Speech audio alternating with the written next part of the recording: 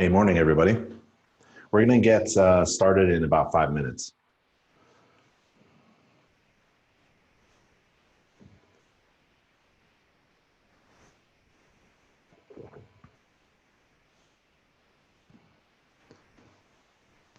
So if you are attending the live webinar here, and you're from New York, and you want to get credit for taking this live webinar for New York CE, I'm going to ask you to turn on your camera and identify yourself with your name and your license number, and then we can get going, because the state requires you to identify yourself and take roll. So that's what we're going to do for only the New York folks.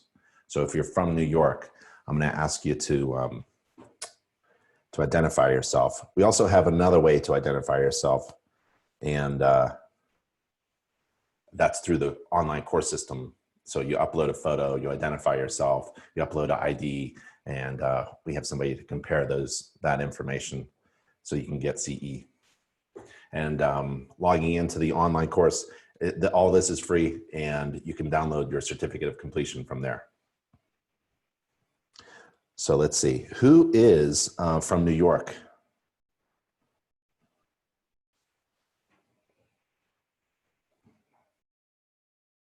There's a little chat box at the bottom of your screen, so you could chat to me and identify if you want CE and you're from New York.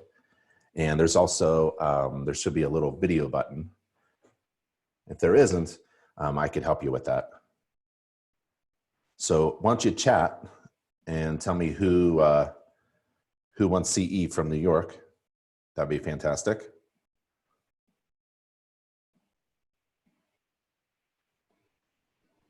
All right.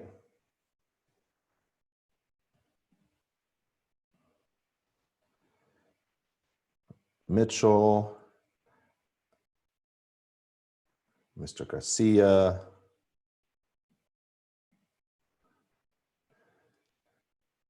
Mr. Graham,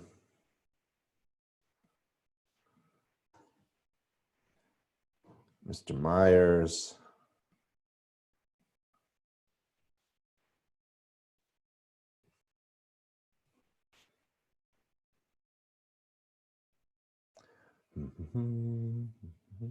cool. So if some of you are just joining in, New York requires you to identify yourself during the class. So that means you got to turn your camera on and say hello, say your name and your license number. That'd be fantastic. And there's a little video button at the bottom, and like a camera, a symbol, and a microphone to the left of it, I think, if I recall correctly. So you can unmute yourself. And so we have Mitchell, Adolfo, John, and Doug. Is that correct? That's it. Yes. All right. Yes. Nice. So start in like a minute or two, allow other people to join in. And I want to make sure everyone gets a chance to say hello and check out the system and make sure everybody can hear everybody. And again, if you're from New York and you want CE for taking the live webinar, New York requires me to ask you to identify yourself. So we've got a couple ways. This is the easiest way, by turning on your webcam, saying your name, saying your license number, and then you don't have to, you can turn off your webcam after that and just listen in. There's another way too. Once you log into the course to download your certificate of completion, you can upload a picture to your profile and identify yourself in a couple ways online too. So I'm asking people who are coming online to tell me if you're from New York and you want CE, and I'll make you available to say hello to us with your video camera.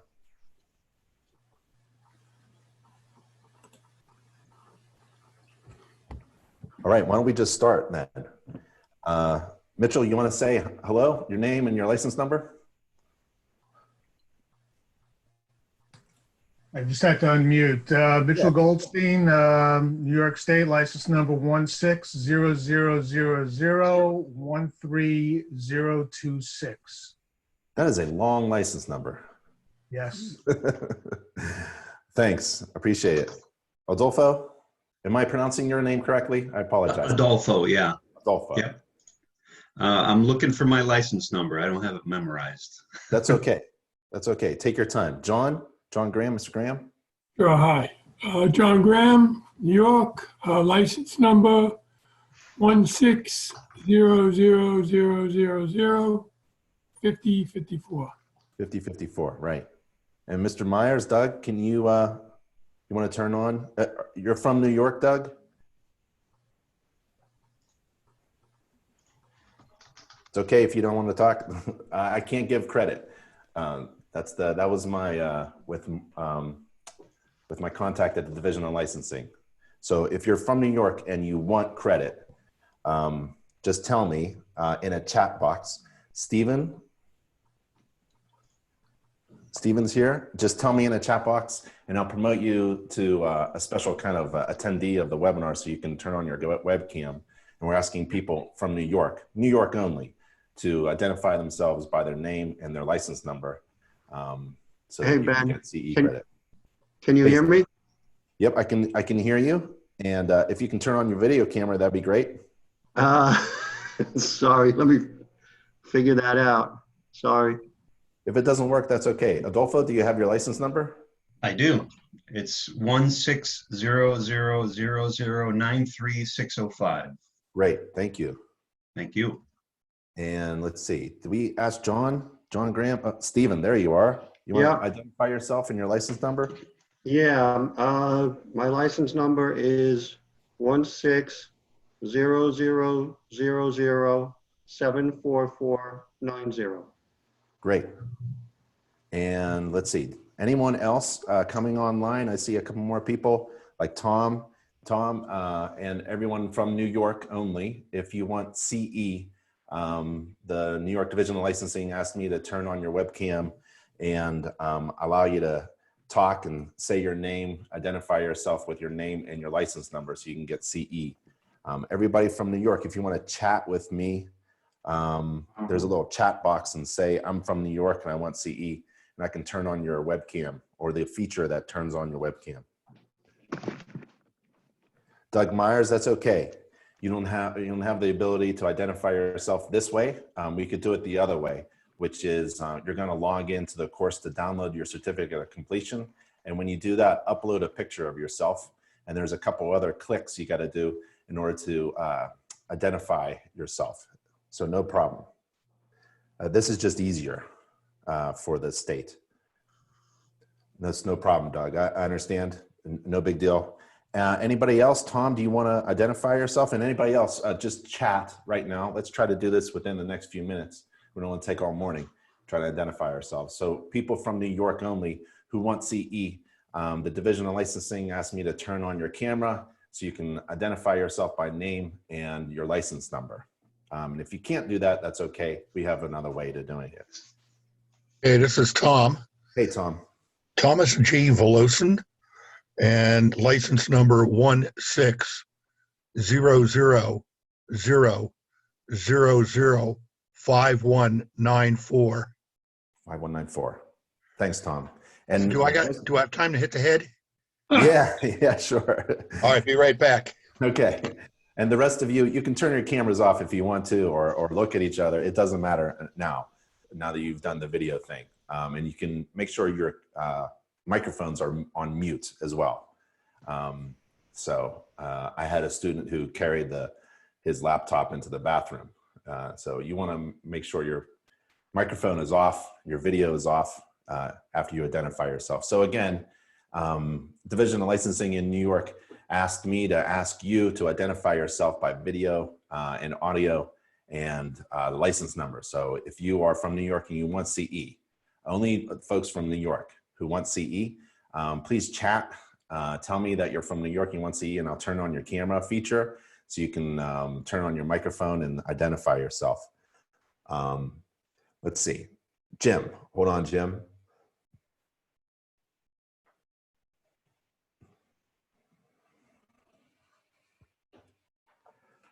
No problem, Jim. I understand difficulty getting in. Sorry about that. But Jim, if you can turn on your microphone, camera would be great. So I'll visually identify you, CE for New York only. Folks who want CE from New York, just turn on your camera and microphone, say your name and your license number, and the state likes that to identify you. There you are, Jim. Hey, my license number is 16000111449. All right. Thanks, Jim. Now you can just turn off your camera and audio if you want to. No big deal. James, we got some Jims here. So James. And then Mr. Powell. So James Kodarak and James Powell. If you can turn on your video camera, that'd be great, or audio, a little microphone button, and identify yourself by name and New York license number so you can get CE from New York. And if you can't, if you have troubles, we have another way of doing it too, online. Did you ask me, Ben? This is James Yeah. Powell. Hey, Yeah, James. I'm doing good. My ID number is 164082978. I appreciate that. Sorry for doing this, but division problem. licensing likes me to identify the students. Mr. Powell, James Powell, are you able to, did we do that? That was me. Oh, James, sorry. James Kodarak. I apologize if I'm not pronouncing that correctly. I'm Go trying ahead. to get this on. Oh, okay. Can you hear me? Yeah, we can hear you. Okay, so my license number in New York is 1640083624. Great.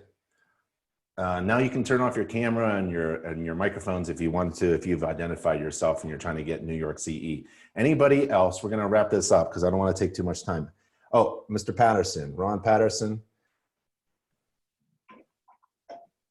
So just like Mr. Patterson, if you're from New York and you want CE, just chat me that you're from New York and you want CE, and I'm going to give you the feature to turn on your camera and microphone. And what New York Division of Licensing wants you to do is say hello, your name, and your license number.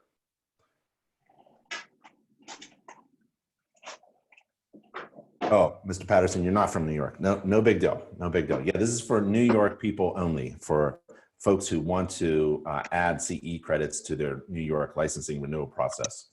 And we're going to allow you to get online and download a certificate of completion to prove that you completed the course. And if you're done using your microphone, you can mute yourself and turn off your microphone.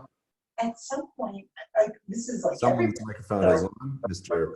Patterson, Kodarak, James, Tom, somebody. So I'm gonna, let's see, I'm gonna close the webinar. So anybody from New York, if you want to get CE, make sure you text me, chat me right now. And I'm gonna close the webinar and we can continue with the course so everybody can get going here.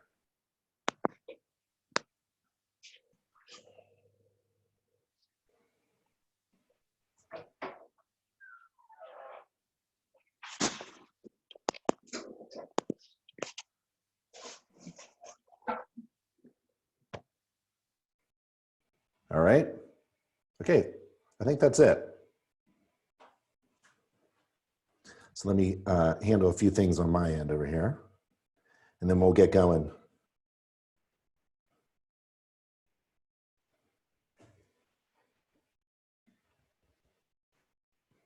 We'll get going with the course in just a second here.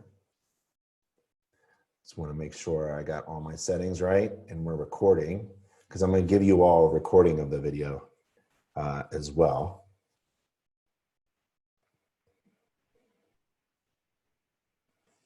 Okay, I see one more person or two more people just attended.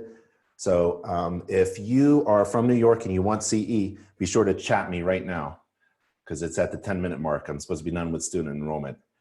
Chat me right now and tell me that you're from New York and you want CE, and I'll open up your video camera so you can, and your microphone so you can identify yourself to get CE. That's a requirement from New York Division of Licensing. Otherwise, we're going to close the webinar and get going. Everybody good?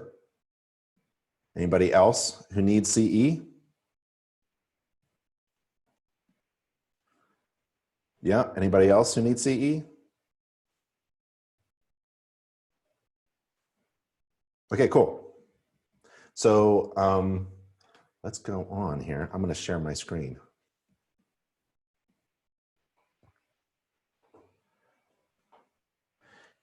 Mr. Moraski. Let's see. Hold on. I got you. Ron? No problem, Ron. No big deal. So Ron, if you could turn on your microphone and say hello, turn on your videos, that'd be great. And identify yourself for New York Division of Licensing, say your name and license number if you have it. Ronald Moraski, New York, license number NY000168999. You memorized that, didn't you? I tried. Excellent. Thanks, Ron. Now everybody can turn off their microphones and turn off their cameras and just sit back, grab some coffee. And I'll watch to see that you're attending. So I have some ways to monitor that. And if you need to ask a question, feel free. Use that chat bar. I'm going to try to look down and look at the questions during the live webinar training. I'm not sure how long we're going to go. It all depends on a couple factors like participation and my speed and how much coffee I've had this morning. And so we're going to try to keep this light, but it is a serious issue. And hopefully you all can see, if one or two of you can see, chat me a yes. Can you see me waving my hand, and can you see the text to the side of me? Just to make sure everyone sees my slides. Okay, thanks. I appreciate it. Thank you very much. Okay, so this is the first page of the course.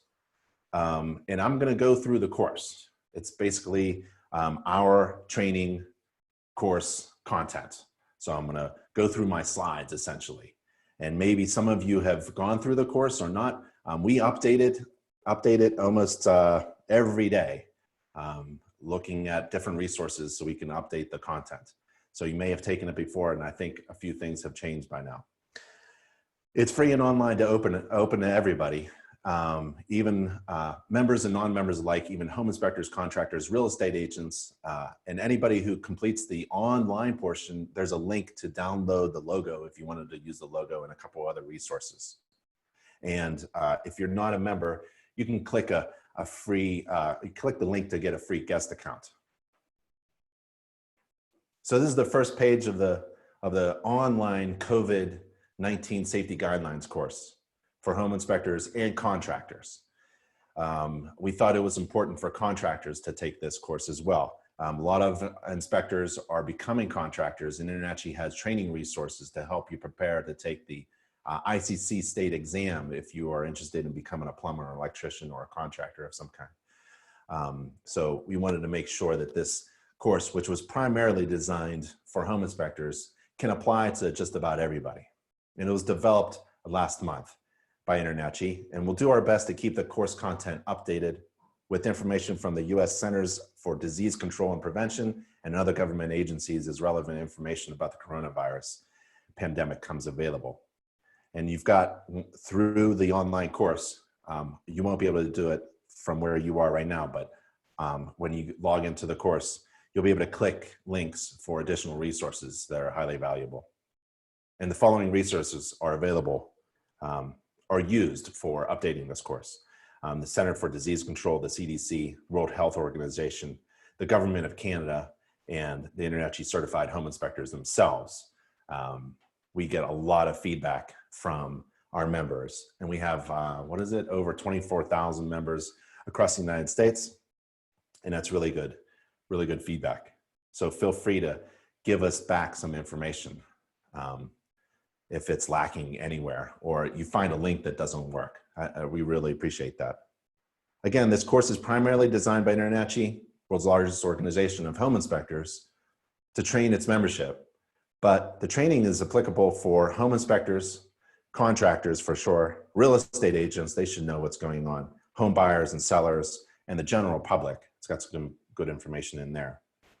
And this online course is provided by InterNACHI.edu. This logo here behind me. We're accredited by the U.S. Department of Education, and we're a member college of the National Association of Career Colleges of Canada. We're the only home inspector college accredited by the USDE and Canada. Many countries, states, and provinces and local governments have responded to this pandemic by restricting many businesses from operating. According to the InterNACHI Code of Ethics, the InterNACHI members shall comply with all government rules, requirements of the jurisdiction where he or she conducts business. So if we find that, we trust that you're gonna obey the rules and laws. We don't want anybody breaking the rules and laws just because you took a free online COVID course from InterNACHI. And there's a link to all the state health departments for the United States. We also have the territories and other links to other information if you're looking for your own health department. Before you take the online course final exam, there is a final exam. I think it's only 20 questions. A page of information with the course may be updated. If that happens, you got to check out the course. So this live video of a webinar is based upon the course itself. But if I, this afternoon, hook up with my education team and we update a page, you're going to actually have to look up that page of information before you take the final exam. Certificate of completion, you must visit every page, click, click, click, click, because you've already taken the live webinar. You got to do the quizzes. We're actually going to do it together. There's only one quiz at the end of the course.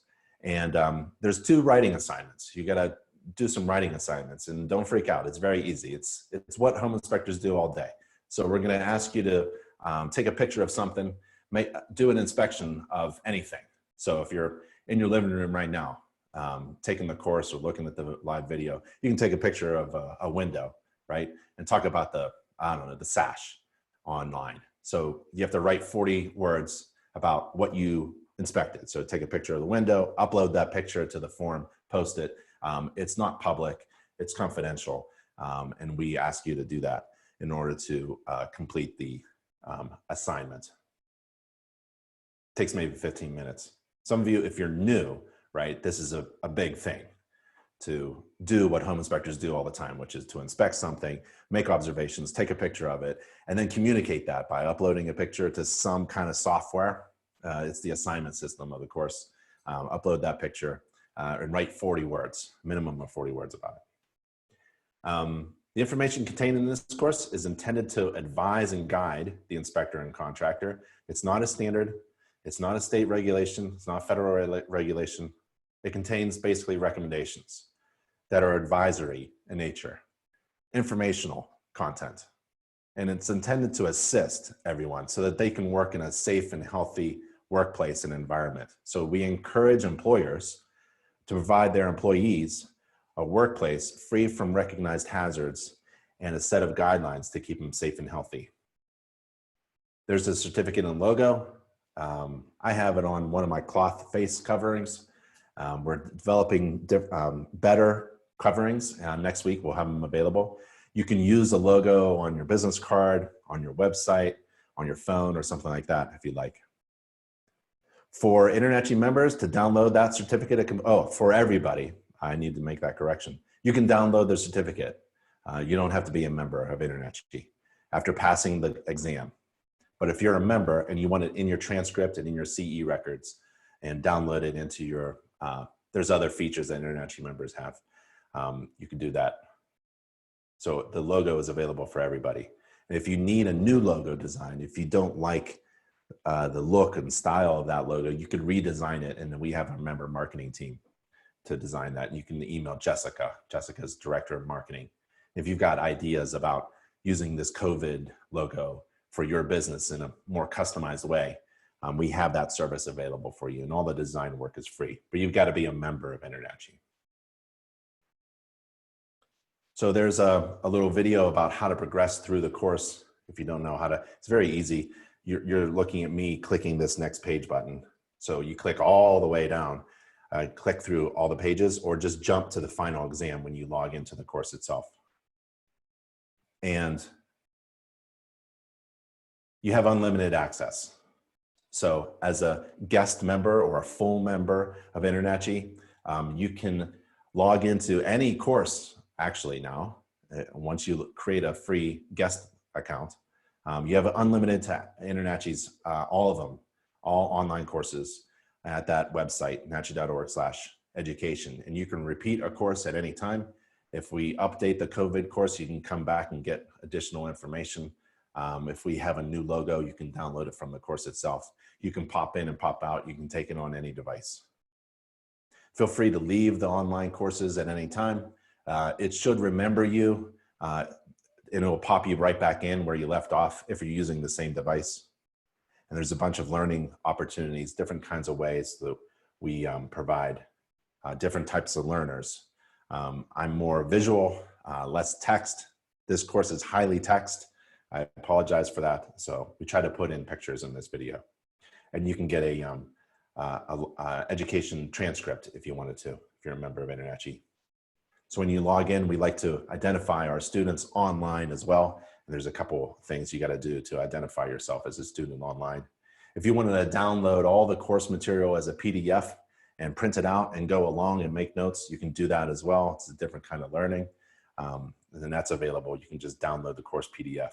If you're wondering why nothing's working, maybe you need to update your browser, and we have a link to help you identify what version you're on, and maybe an update is needed.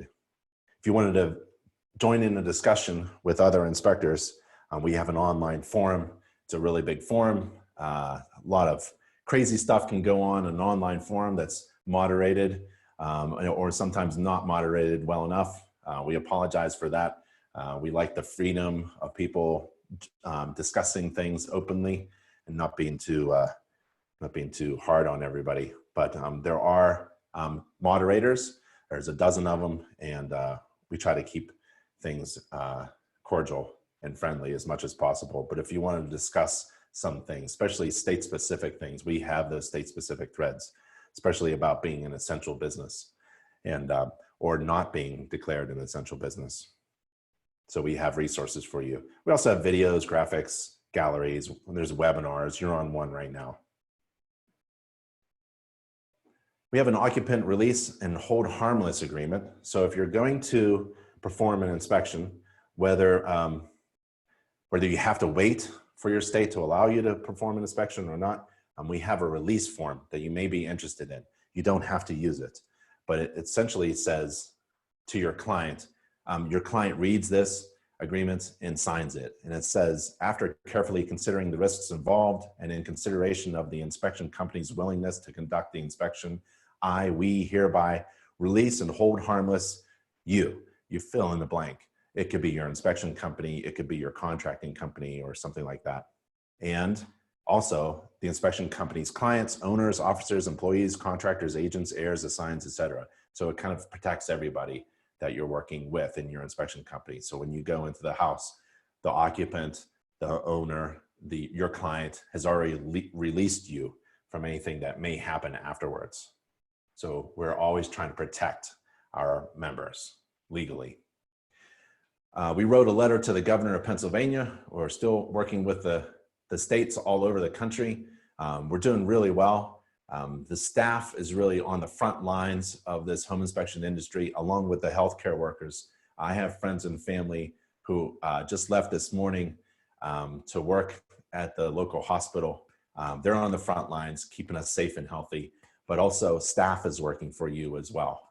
There's almost 30 people working at staff, full employed staff. We haven't laid anybody off because they're needed to help our members, especially in states that are trying to open up and allow real estate transactions to take place. If you needed to talk to your governor, we wrote a letter to the governor of Pennsylvania, and we put it here so you can download it as a PDF or a Word and tweak it yourself for your own purposes. All right, so let's begin. That was an introduction, actually. Let me take a look. Okay, Ron asks, can you tell us the states that declare home inspections that are non-essential? Yeah, so we post updates. We do our best. Things are changing all over the country, all over the world really fast for us. but it's usually on our What's New page. And sometimes our members are faster than staff. So I have staff assigned to certain states in the country and Canada, and we're closely monitoring them. We're actually directly in contact with many of them. We're talking to the governors and some mayors, but we may be slower than you. So we put information up on What's New, our What's New page, and we stick it in our newsletters.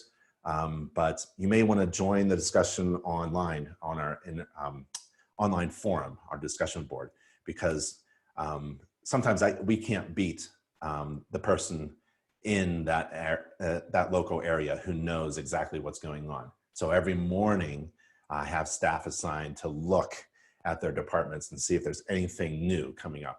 But sometimes a state has different information than a local area. So I'm in Boulder County, for example. Boulder County is actually, for example, delaying how the county opens up. The state wants to open up sooner. The county is local, and we have to abide by what the county wants. So it's kind of an interesting relationship between county, state, and Fed. And that's a lot of information for us to handle, and we do our best. But we do have a What's New page. This course was developed by InterNACHI, and its content was based upon the following resources. We went over some of them, but the Home Inspection Standards of Practice, obviously, New York, you got your own. Safe Practices for the Home Inspector. There's really good information about the Safe Practices course for the Home Inspector. The Interim Guidance for Business and Employers by CDC.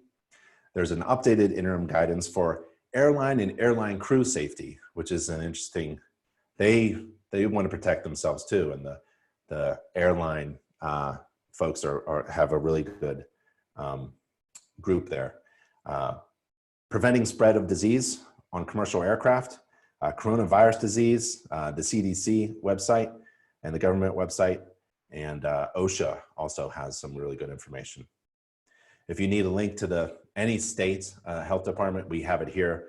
USA.gov is a very good resource. They have information about the stimulant payments, myths and rumors. That's interesting too, in any state you want. And then also we have so many members in Canada, almost 2,000 members in Canada, and we have every province there as well. Call your doctor if you've been exposed to COVID-19 and develop a fever and symptoms. And those symptoms have actually changed. They added more, and we have them here, such as a cough or difficulty breathing. If you have those, if you think you have serious issues, please feel free to call your healthcare provider and medical advice. And there's actually an online system to check for symptoms, and we'll go over that, the self-checker. Infection with SARS-CoV-2, and that's the virus that causes COVID-19, can cause illness ranging from mild to severe, and in some cases can be fatal, obviously. People with COVID-19 have a wide range of symptoms reported, from mild to severe, and they may appear 2 to 14 days after exposure to the virus. And they include, and this has been updated, fever, cough, shortness of breath, and difficulty breathing. And then they added the following: chills, repeated shaking with chills, muscle pain, headache, sore throat, new loss of taste or smell. And frankly, to be honest, I had a headache a couple of days ago. My throat was a little dry. I have no idea because there's no testing. You don't, in my area, you don't get tested unless you are in the hospital. Some people infected with the virus have reported experiencing other non-respiratory symptoms. Other people, referred to as asymptomatic, that's a quiz question, have experienced no symptoms at all. So according to the CDC, symptoms of COVID-19 may appear in as few as 2 days or as long as 14 days after the exposure. Reported illnesses have ranged from mild to severe and death for confirmed coronavirus 19 cases. So visit the CDC website for updates on symptoms. They seem to be updating them. Harvard Health was the first one to have some evidence that a loss of smell, known as insomnia, may be a symptom of COVID-19.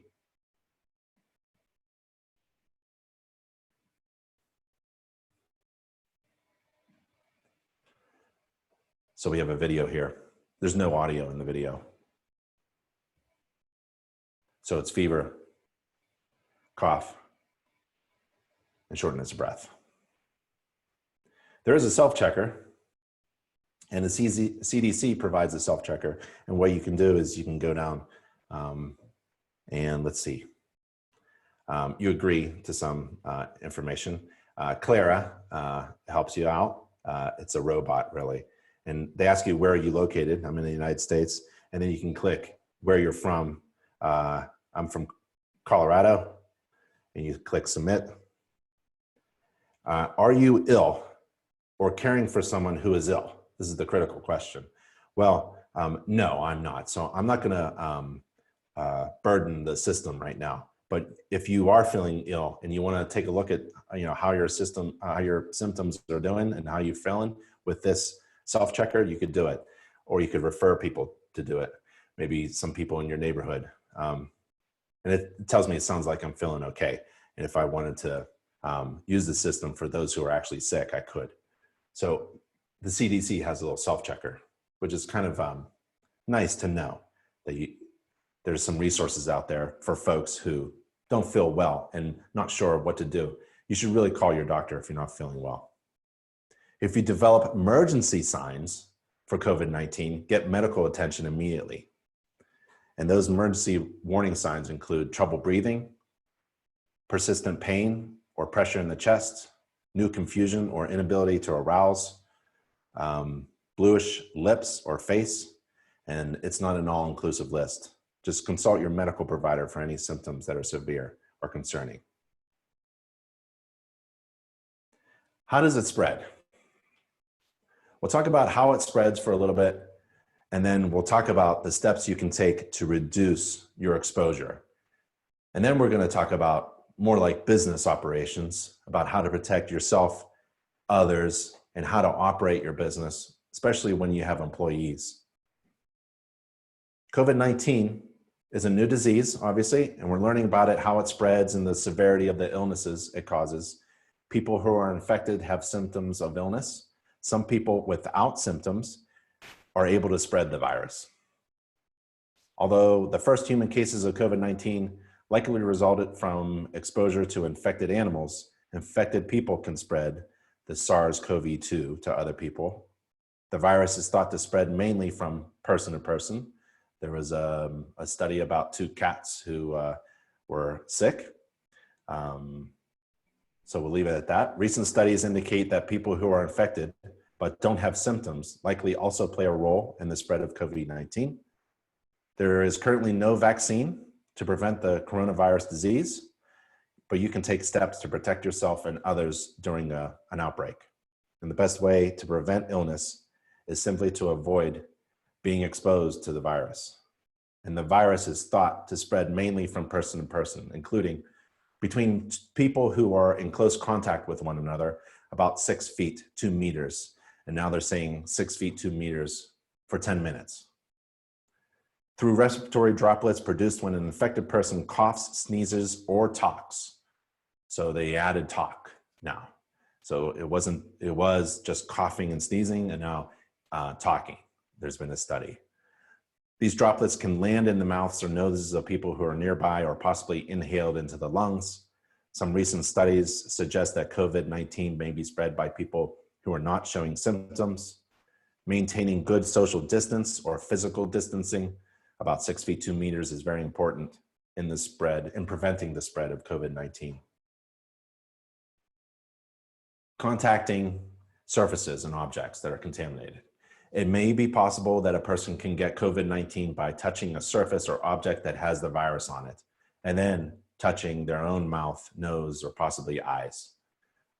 This is not thought to be the main way the virus spreads, and we're still learning about this. But the CDC recommends people practice frequent hand hygiene, washing your hands, sanitizing them, which is either washing or with soap or water, or using alcohol-based hand rub. And the CDC also recommends routine cleaning of frequently touched surfaces. It may be possible that a person can get COVID-19 by touching a surface or object that has SARS-CoV-2 on it, and then touching their own mouth, nose, possibly their eyes, but this is not thought to be the primary way the virus spreads. People are thought to be contagious when they are most asymptomatic, like they're experiencing a fever or a cough or shortness of breath, but some spread might be possible before people show symptoms, and more studies and more evidence is coming out about that. There have been reports of this type of asymptomatic transmission with the new coronavirus, but it may not be thought to be the main way the virus spreads. So more information about that is needed. Many countries have implemented public health measures to limit the spread of the virus, and it's likely that some person-to-person transmission will continue to occur. Can someone spread the virus without being sick? Yes, people are thought to be the most contagious when they are symptomatic, the sickest, but spread may be possible before people show symptoms. There have been a lot of reports of this occurring with the new coronavirus. How easily the virus spreads. It easily spreads from person to person, but it can vary. Some viruses are highly contagious. That means it spreads easily, like measles, while other viruses don't spread easily. And another factor is whether the spread is sustained or spreading continually without stopping. The virus that causes COVID-19, and the 19 it means 2019. Doesn't mean that it's the 19th virus. So the virus that causes COVID-19 seems to be spreading easily and sustainably in the community, and this is called community spread in some affected geographical areas. Community spread means, and this is a quick quiz question, means that people have been infected with the virus in an area, including some who are not sure or how or where they became infected. But the virus has nowhere to go if people keep a safe distance from each other. Nowhere to go. So maintaining good social or physical distance, 6 feet 2 meters, is very important in preventing the spread of COVID-19. And this is really important for home inspectors too. We'll get to that later. And there's a link to the CDC about how it's transmitted. So what's the difference between social distancing, quarantine, and isolation? Keep your distance to slow the spread. Limiting face-to-face contact with others is the best way to reduce the spread of coronavirus disease 2019, COVID-19. So social distancing, what is it?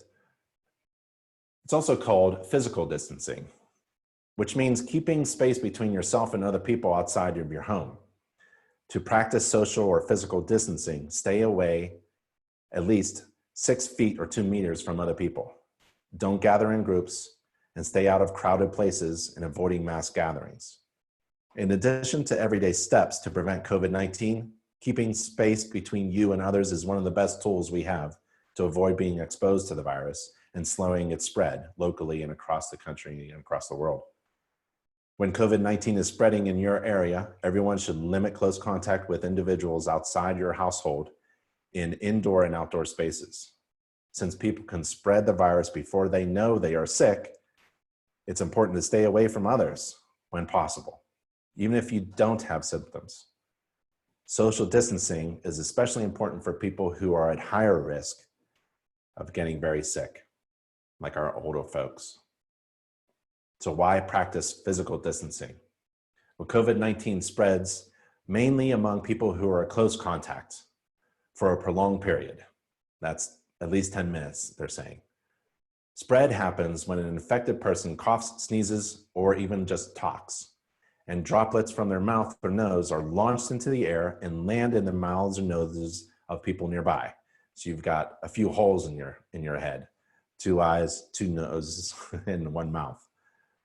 The droplets can be inhaled into the lungs, and recent studies indicate that people who are infected but don't have symptoms likely play a role in the spread of COVID-19. It may be possible that a person can get COVID-19 by touching a surface or object that has the virus on it when touching their own mouth, nose, and eyes. However, it's not thought to be the main way the virus spreads.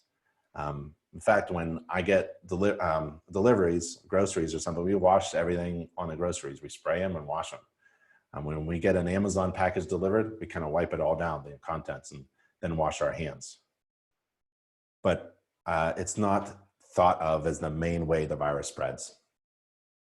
COVID-19 can live for hours or even days on a surface depending on factors such as sunlight and humidity. And social distancing helps limit contact with infected people and contaminated surfaces. Although the risks of severe illnesses may be different for everyone, anyone can get and spread COVID-19. This virus doesn't discriminate. Everyone has a role to play in slowing the spread and protecting themselves, their family, and their neighborhoods. So here's some tips for physical distancing. Follow the guidance of the authorities where you live. Like I said in my example, Boulder County, I'm in Boulder County, they have their own guidelines that are a bit more restricted than the state guidelines, which are more restricted than the federal guidelines. If you need to shop or for food or medicine at the grocery store or pharmacy, stay at least 6 feet away from others. Use delivery for medications. Consider a grocery store delivery service and cover your mouth and nose with a cloth face cover when around others. And we'll talk more about the home inspector's cover. Stay at least 6 feet between you and others when you wear a face covering, even if you wear a face covering, and avoid large and small gatherings in private spaces and public spaces, such as a friend's house, parks, restaurants, shops, or any other place. This advice applies to people of any age, including teens and younger adults. So children should not have in-person play dates while school is out. To help maintain social connections while social distancing, learn some tips to keep children healthy while school is out.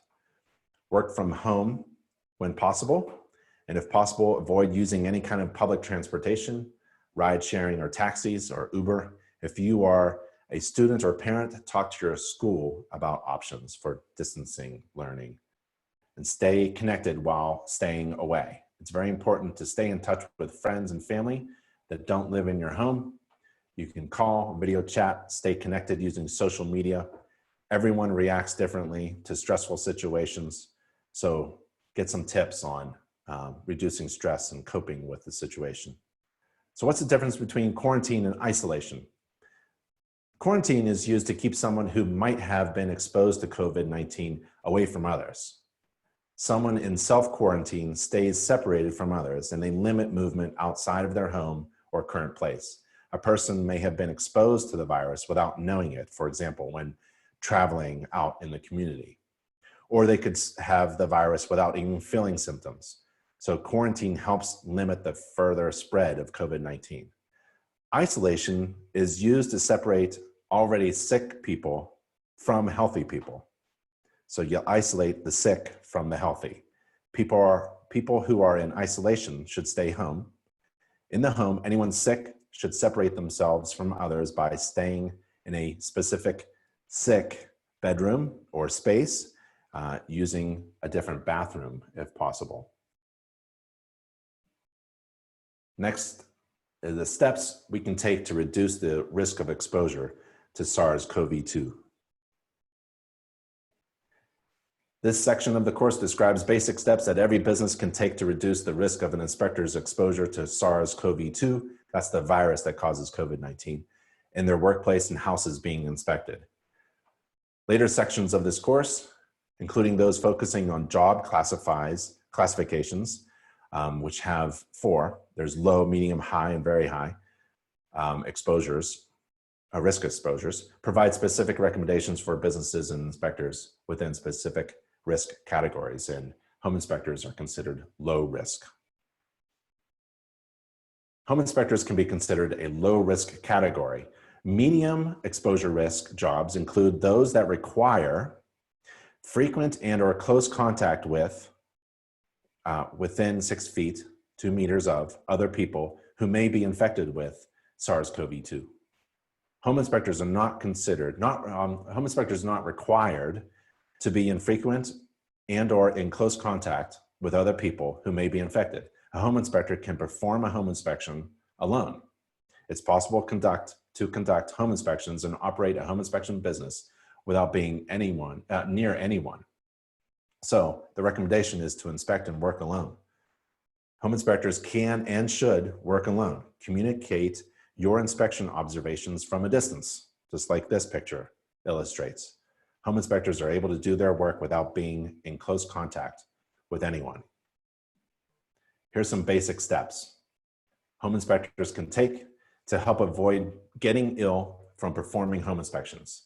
And the best way to prevent illness is to avoid being exposed to the virus. So work alone. The best way to protect yourself, your clients, and everyone in your community is to work alone. Home inspectors can work alone. Home inspectors do not require contact with other people. Performing a home inspection does not require anyone working with or near the home inspector. Avoid being exposed. The virus is thought to spread mainly from person to person between people who are in close contact with one another, about 6 feet, 2 meters, through respiratory droplets produced when an infected person coughs, sneezes, or talks. These droplets can land in the mouths or noses of people who are nearby and possibly inhaled into the lungs. Ideally, a home inspection would be performed at an unoccupied or vacant house. Usually, home inspectors are doing their work along with their clients, real estate agents, and occupants. Record the home inspection. There are many home inspectors who will video record the inspection for absent clients. Their clients can then play the inspection video from the comfort and safety of their own homes. Use live video chat or FaceTime during the inspection. Home inspectors can use live video chat or FaceTime with their absent clients during the inspection. Facebook Messenger, iPhone FaceTime, and Google Duo are options. Home inspectors are using Zoom meetings to meet with their clients to discuss the results of the home inspection. And a home inspector may use Zoom to share their computer screen to read over the inspection report, the inspection images, and video with their client in real-time, face-to-face meeting. Also, if you wanted to video record your meeting and your inspection, that would be a good software to use. Simply calling somebody isn't really documenting what you say orally. Take steps to protect yourself. Wash your hands often. Wash your hands frequently using soap and water for at least 20 seconds, especially after you've been in a public space, after blowing your nose, after coughing or sneezing. If soap and water are not readily available, use hand sanitizer that contains at least 60% alcohol. Higher the better. Cover all surfaces of your hands and rub them together until they feel dry. Also, avoid touching your eyes, nose, and mouth with unwashed hands. We have a tip on how to do that. Be sure to wash your hands before and after a home inspection. Avoid close contact with other people. Avoid close contact with people, especially who are sick. Remember that some people without symptoms may be able to spread the virus to you. Stay home as much as possible. Put a distance between yourself and other people if COVID-19 is spreading in your community. This is especially important for people who are at higher risk of getting sick, such as elderly and people with underlying health issues. Ask your clients if they're willing to consider not showing up to the inspection. That's a great idea. Keep your distance. Physical distancing, social distancing means remaining out of congregated settings, avoid gatherings, and maintaining distance 6 feet, 2 meters from other people when possible. Use a cloth face cover. This has been updated as well. You can order an InterNACHI COVID-19 face cover. There's a link here. We're going to have them, hundreds of them, available. They're not free. They cost a little bit, but we used our size of InterNACHI to reduce the cost as much as possible. And they're really good materials, and they comply with the CDC face cloth covering recommendations. And the CDC recommends wearing cloth face covers in public settings where other social distancing measures are difficult to maintain, like grocery stores and pharmacies. In my local area, face covers are recommended anywhere outside the home. So everywhere, on your sidewalk, in the park, everywhere, not just grocery stores. Home inspectors and contractors should wear a cloth face covering or a cloth face cover to be as safe and considerate as possible. Wear a covering whenever you're away from your house, walking, running, getting the mail, taking out the garbage, washing your work vehicle, and especially performing your home inspections, your work. Cover your mouth and nose with a cloth face cover. You could spread COVID-19 to others even if you don't feel sick. So wear a covering when you're not around, even when you're not around others, because a person or a child may unexpectedly appear in close proximity to you. If you're doing an inspection of the exterior, you're at the electrical meter on the outside or the water faucet or something, and you're next to in my neighborhood, the sidewalk is less than 10 feet away. So I would wear a cloth covering anytime I'm doing an inspection, in or out. And I'm always running in and out and running real quick to my truck because I forgot my flashlight or something. And you just don't want to bump into anybody. You want to be considerate to others. Everyone should wear a cloth face cover when they have to go out in public, for example, at the grocery store to pick up other necessities.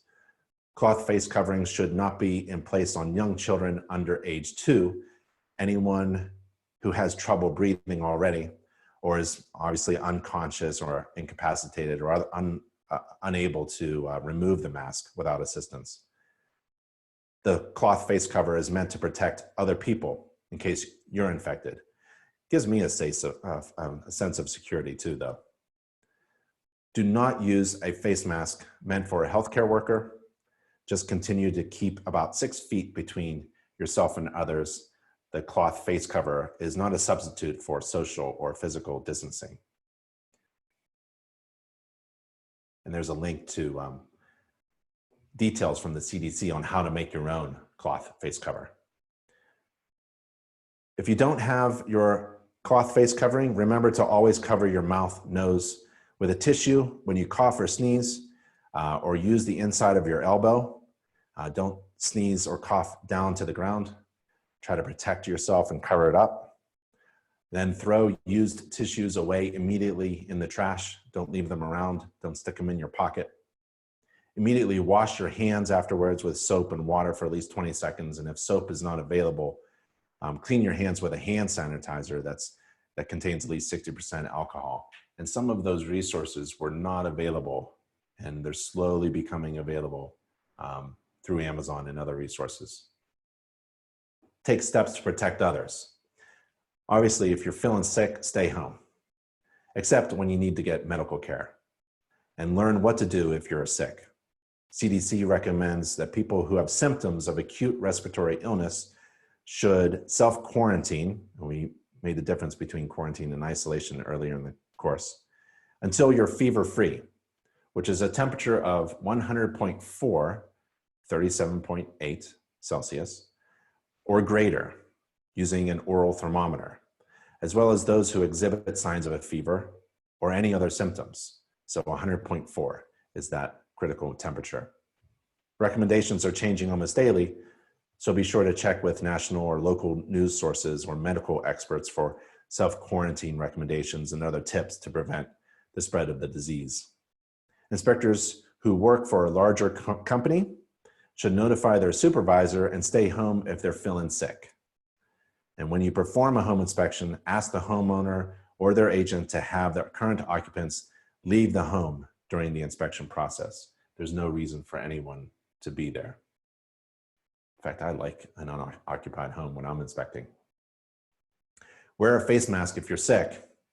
If you're sick, don't do any inspections until you're feeling well.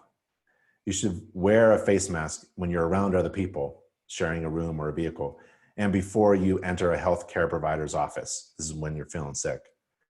If you're not able to wear a face mask, for example, because it causes you trouble in breathing, then you should do your best to cover your coughs and your sneezes in your mouth, because people who are caring for you need to wear a face mask if they're entering a room. So just learn what to do when you're feeling sick. And if you're a home inspector and you're not feeling well, stay home. Clean and disinfect frequently touched surfaces every day. I personally do that. And this includes your inspection vehicle. Don't forget the steering wheel, the radio, the gear changer, transmission, shifter, the door handles. Those are frequently touched surfaces in my vehicle. my inspection tools and equipment, and that includes my iPhone, because I use my iPhone for my software and taking pictures and video. And also wash your mask, your cover, or spray it. I spray it and then I also wash it. Home inspectors may consider advising homeowners to clean and disinfect tables, doorknobs. We touch a lot of doorknobs, inspectors. Light switches, we touch them. Countertops, not so much. Handles, desks, phones, keyboards, toilets. We touch a lot of those toilets, faucets, and sinks. So careful. Finally, just stay up to date. Monitor your local news to find out if there are any school closures, cancellations of public events, other actions that may affect your workday, as well as plans with your family. Minimize your attendance at large gatherings for now. Most importantly, don't panic. Keeping informed and taking basic precautions for health and hygiene are your best defenses against any illness, including COVID-19. And there's nowhere to go. When the virus has a big distance between people, the virus has nowhere to go if people keep a safe distance from each other. Cloth face cover. We know from studies that a significant portion of individuals with coronavirus lack symptoms. They're asymptomatic. And that even those who eventually develop symptoms, pre-symptomatic, can transmit the virus to others before showing symptoms. This is difficult. That means anybody could have the virus, even you, and you don't even know it. So this means that the virus can spread between people interacting in close proximity. For example, speaking, coughing, or sneezing, even if those people are not exhibiting symptoms. In light of this new evidence, we recommend wearing cloth face covers in settings where other social distancing measures are difficult to maintain, especially in areas of significant community-based transmission. There are home inspector cloth face covers developed by InterNACHI, and you can order them. You can click the link. You don't have to. You can make your own for free. But if you wanted to have a nice fancy one with the COVID safety guidelines on it, it says inspector adheres to InterNACHI COVID safety guidelines. We have that available. But it's not a substitute for social or physical distancing. It's critical to emphasize that maintaining 6 feet social distancing or physical distancing remains important to slow the spread of the virus. And the CDC is additionally advising the use of simple cloth face covers to slow the spread of the virus and help people who may have the virus and don't know it from transmitting it to others. So cloth face coverings fashioned from household items or made at home from common materials at low cost can be used as additional voluntary public health measure. And that's me. The cloth face covering recommendations these aren't surgical masks or N19 respirators. Those are critical for the frontline folks who they must be reserved for the healthcare workers and other first responders. This recommendation to cover your mouth and your face does not replace the president's coronavirus guidelines for America or 30 days to slow the spread, which remains the cornerstone of our national effort to slow the spread of the coronavirus. And the CDC will likely make additional recommendations as the evidence regarding appropriate public health measures continues to develop. How to wear a face covering? It should fit snugly, but comfortably against the side of the face, be secured with ties or ear loops. The ear loops don't work very well for me. I got weak ears. So around my head and around my neck is the best. They may include multiple layers of fabric and allow for breathing without restriction. So I go for a bike ride every day and I wear my mask and it allows me to breathe still. And it should be able to be washed and dried without damage or changed to the shape. So it has to stand up to that. CDC recommends wearing cloth face coverings in public settings where other social distancing measures are difficult to maintain. CDC also advises the use of simple cloth face coverings to slow the spread of the virus and help people who may have the virus and do not know it from transmitting it to others. And again, these cloth face coverings are not the surgical masks or the N95 respirators that we're reserving for the folks on the front line. Should cloth face coverings be washed or otherwise cleaned regularly? Yeah, they should be routinely washed depending on the frequency of use. How does one safely sterilize or clean a face covering? A washing machine should suffice in properly washing the face covering. How does one safely remove a used cloth face covering? Individuals should be careful not to touch their eyes, nose, and mouth when removing their face covering, and wash their hands immediately after removing. Let's talk about developing an infectious disease preparedness and response plan, which is kind of odd, right, for a contracting company that has only one employee, or a home inspection business that's only me, right? But if you're thinking about protecting others in any kind of emergency situation, actually, we need to start thinking about this. Us home inspectors and home inspector business operators, we need to think about having a plan in place. So let's talk about that. If one doesn't exist, think about developing an infectious disease preparedness and response plan that can help guide your company to do protective actions against any kind of virus and the COVID-19. Stay informed of guidance from federal, state, local, tribal, or territorial health agencies, and consider how to incorporate those recommendations and resources into your specific work plans. Plans should consider and address the level of risk associated with various types of work sites and job tasks that contractors and workers and inspectors perform at those sites. Such considerations may include where, how, and to what sources of SARS-CoV-2 might home inspectors be exposed to, including the general public, homeowners, occupants. Having someone in the home is not a good idea. Real estate agents, they always like to hang around the home inspectors, right? Neighbors come over. Hey, what's going on?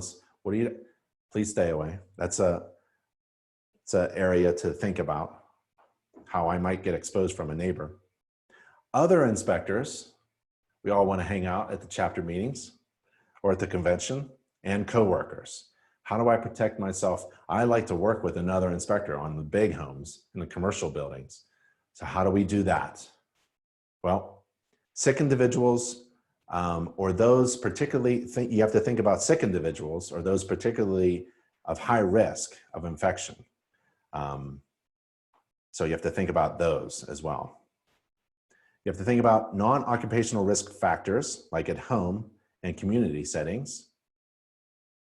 Inspectors' individual risk factors such as older age, presence of chronic medical conditions, including pregnancy and immunocompromising conditions, and think about controls necessary to address those risks. You want to follow state, local, tribal, territorial recommendations regarding the development of contingency plans for situations that may arise as a result of an outbreak, such as increased rates of worker absenteeism. What do you do when you can't get your employees, your workers, to answer the phone, schedule jobs, and do home inspections? You have interrupted schedules, you have canceled appointments, you have to restrict access and movements or delays. The need for social distancing, staggered work shifts. Maybe at the office, you don't have more than one employee at the office at one time. Maybe the morning is from the office and the afternoon is from home. Rescheduling or delaying inspection services. You got to pick up a radon test. You got to have to make sure that no one's in the house. Delivering services using video chat. Can you talk to your clients? Can you talk to your real estate agents from afar, from a distance? Remote communication technologies and other exposure reducing measures. You have to think about options for conducting essential operations with a reduced workforce. What if someone gets sick? What are you going to do? What if you have an inspection scheduled and you can't make it? including cross-training of employees across different jobs in order to continue home inspection operations. For example, if a home inspector gets sick, can another home inspector within the company take over their scheduled jobs or responsibilities?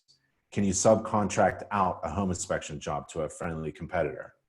If a lead trainer in the inspection company gets sick, can you move towards enrolling in online training, such as at InterNACHI.edu? So plans should also consider and address other steps that employers can take to reduce the risk of exposure to SARS-CoV-2 in their workplaces and properties being inspected. And we're going to talk about that in the next section of the course.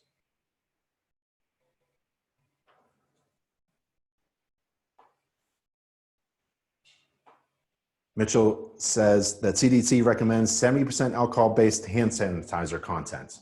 Yeah, the higher the better.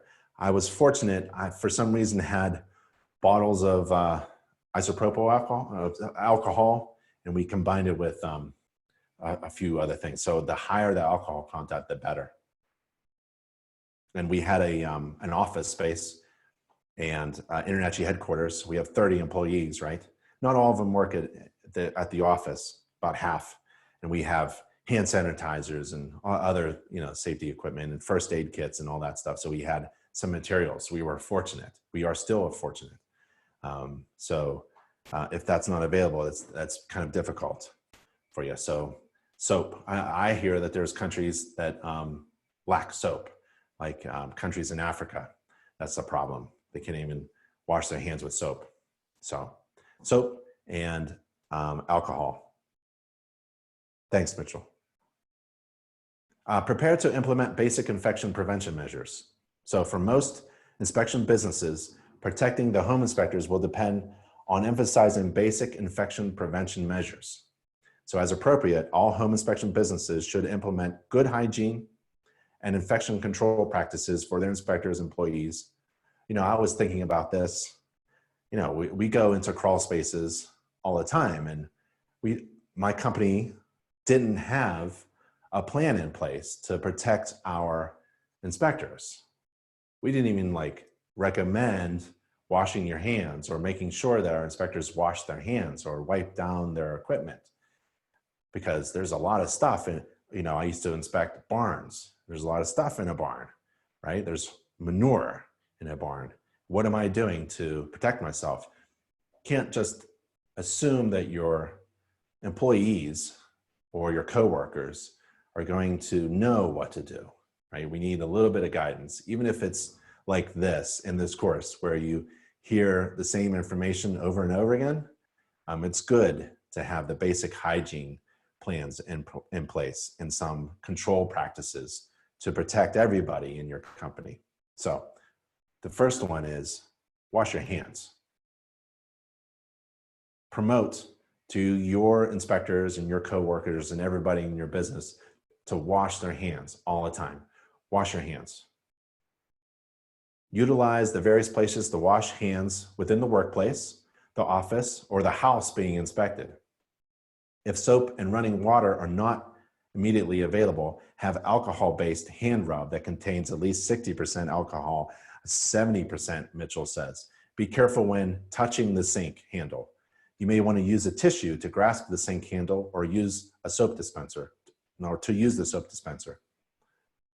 Be aware of touching high-touch surfaces while inspecting your house, including door handles, frequently used components of a house such as a thermostat, wall switches, kitchen and bathroom fixtures, the toilet, garage door opener, windows, etc.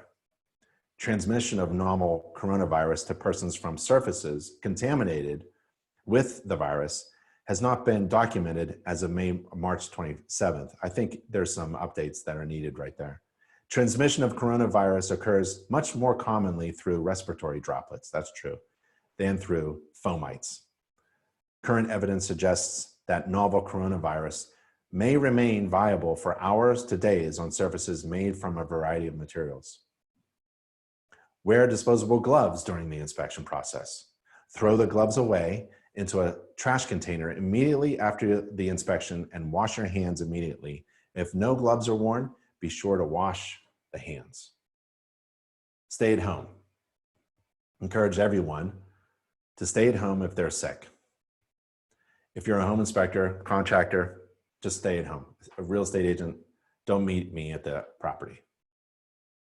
And this includes all employees of a home inspection business, clients, homeowners, home sellers, occupants, renters, family members who desire to attend the inspection on a Saturday. The whole family wants to come? Nope. Neighbors visiting the house being inspected, please stay away. Real estate agents, that's the seller's agent, buyer's agent, broker, and other representatives, and contractors. If a home inspector feels sick, cough, fever, difficulty breathing, and other symptoms, the inspector should stay home. Stay home if you feel sick or have symptoms. People who are mildly ill with COVID-19 are able to recover at home, apparently. The new stat is 70, 80% of people can stay home. They feel sick and they can heal up at home. Don't leave except to get medical care. Seek medical care if you need it. If you think you have been exposed to COVID-19 and develop a fever and other symptoms, such as cough and difficulty breathing and chills and things, sore throat, call your healthcare provider for medical advice. Employees or inspectors who have symptoms of acute respiratory illness are recommended to stay at home and not come to work, and do not perform home inspections until they are fever-free, 100.4 degrees Fahrenheit, 38 degrees Celsius, or create, I think that's correct, 38 degrees Celsius, or greater, using an oral thermometer, free of fever and any other symptoms, without the use of a fever-reducing or other symptom-altering medications, like cough suppressants. Employees and inspectors should notify their supervisor and stay home if they are sick. So if you're working remotely, I like to use Zoom with all my employees, and I see them and I listen to them and I talk to them, and then they can go about their day. Fortunately, we're all able to work distributed, work from home and in different areas. There are some people who don't show symptoms. Asymptomatic is a term used to describe an individual who does not currently show symptoms of the disease. Asymptomatic individuals may develop symptoms of the disease at a later point in time, pre-symptomatic, and when the disease onsets. Avoid close contact. Implement a community non-pharmaceutical intervention, NPI, such as social distancing or physical distancing. Create ways to increase the distance between people in settings where people commonly come in close contact with one another. Keep separated from your coworkers and other people. You don't know who is sick, has symptoms, or is asymptomatic or pre-symptomatic. Social distancing means remaining out of congregate settings, avoid mass gatherings, and maintaining social distance 6 feet, 2 meters from other people when possible. Don't shake hands. It's hard not to shake hands. At least initially it was. Don't shake hands with other people, including your client, their agent, or the home occupant. Don't feel bad about not shaking hands. You're not being disrespectful. You're actually opposite. You're respecting other people by not shaking their hands. You're trying to keep everyone healthy and safe. Advise employees and inspectors to check themselves for symptoms of acute respiratory illness or high temperatures. Ask them to take their temperature in the morning during a video conference before starting their workday, and they should notify their supervisor and stay home if they're not feeling well. They should use a thermometer or an infrared camera. I've got mine somewhere. I've been doing that as well for my family members. Cover your cough. Encourage respiratory etiquette, including covering coughs and sneezes. Turn your head downward into your elbow. Sneeze and cough into your elbow, and don't sneeze into your hand. If you do, you have to wash up quickly. If you are sick, you should wear a face mask of covering. If you're not sick, CDC recommends wearing cloth face coverings in public settings where other physical distancing measures are difficult to maintain. It's critical, again, to emphasize maintaining 6 feet or 2 meters at minimum to slow the spread of the virus. If you're caring for someone who's sick, you should wear a mask. N95 masks may be in short supply, and they really should be saved for the people on the front line, the caregivers. Dispose of used tissues. Don't put it in your pocket. Don't put it in your tool belt. And you have to provide people with access to tissues and trash receptacles. You have to think about people who work for you if you're running a business, a multi-inspector business. Bring tissues into your inspection vehicle. Home inspectors should have a trash container in their inspection vehicle. If you use a tissue during an inspection, throw it away in a trash bag or receptacle immediately. Employees should explore whether they can establish policies and practices such as flexible work schedules. For example, office managers working from home instead of the office, and flexible inspection work hours. For example, staggered home inspections. To increase the physical distance among employees and between employees and others, if state and local health authorities recommend the use of these kind of distancing measures. Inspect alone. Do not inspect a house with another inspector if at all possible. If you have to schedule more than one inspector to inspect a house, drive separately and inspect separately.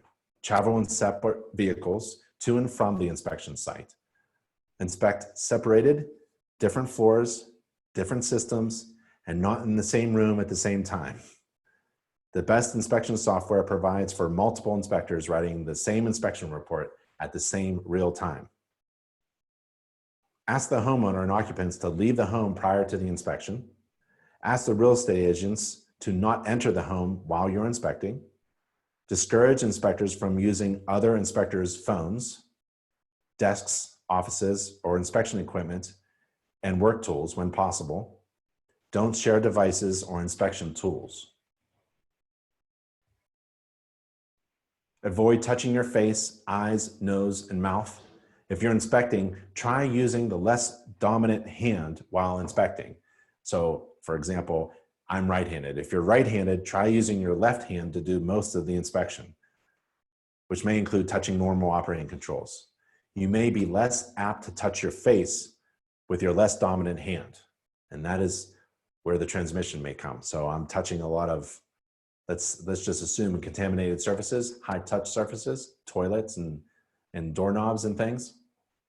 And in my right hand is my software. I'm clicking it with my thumb, right? Or maybe I'm using my left hand, but this is my less dominant hand. And if I wanted to scratch my nose, I usually use my right hand, right? So what you want to do is use your less dominant hand to do all the work, because you probably won't touch yourself with that. That's just a tip. Maintain regular housekeeping practices, including routine cleaning and disinfecting of surfaces, equipment, and other elements of the work environment. Home inspectors shouldn't be expected to clean houses, but a home inspector may want to wipe down certain surfaces prior to inspecting or using them. For example, a wiped and clean kitchen counter may be a more safe place to use your inspection equipment. And when choosing cleaning chemicals, visit the EPA and follow the manufacturer's recommendations.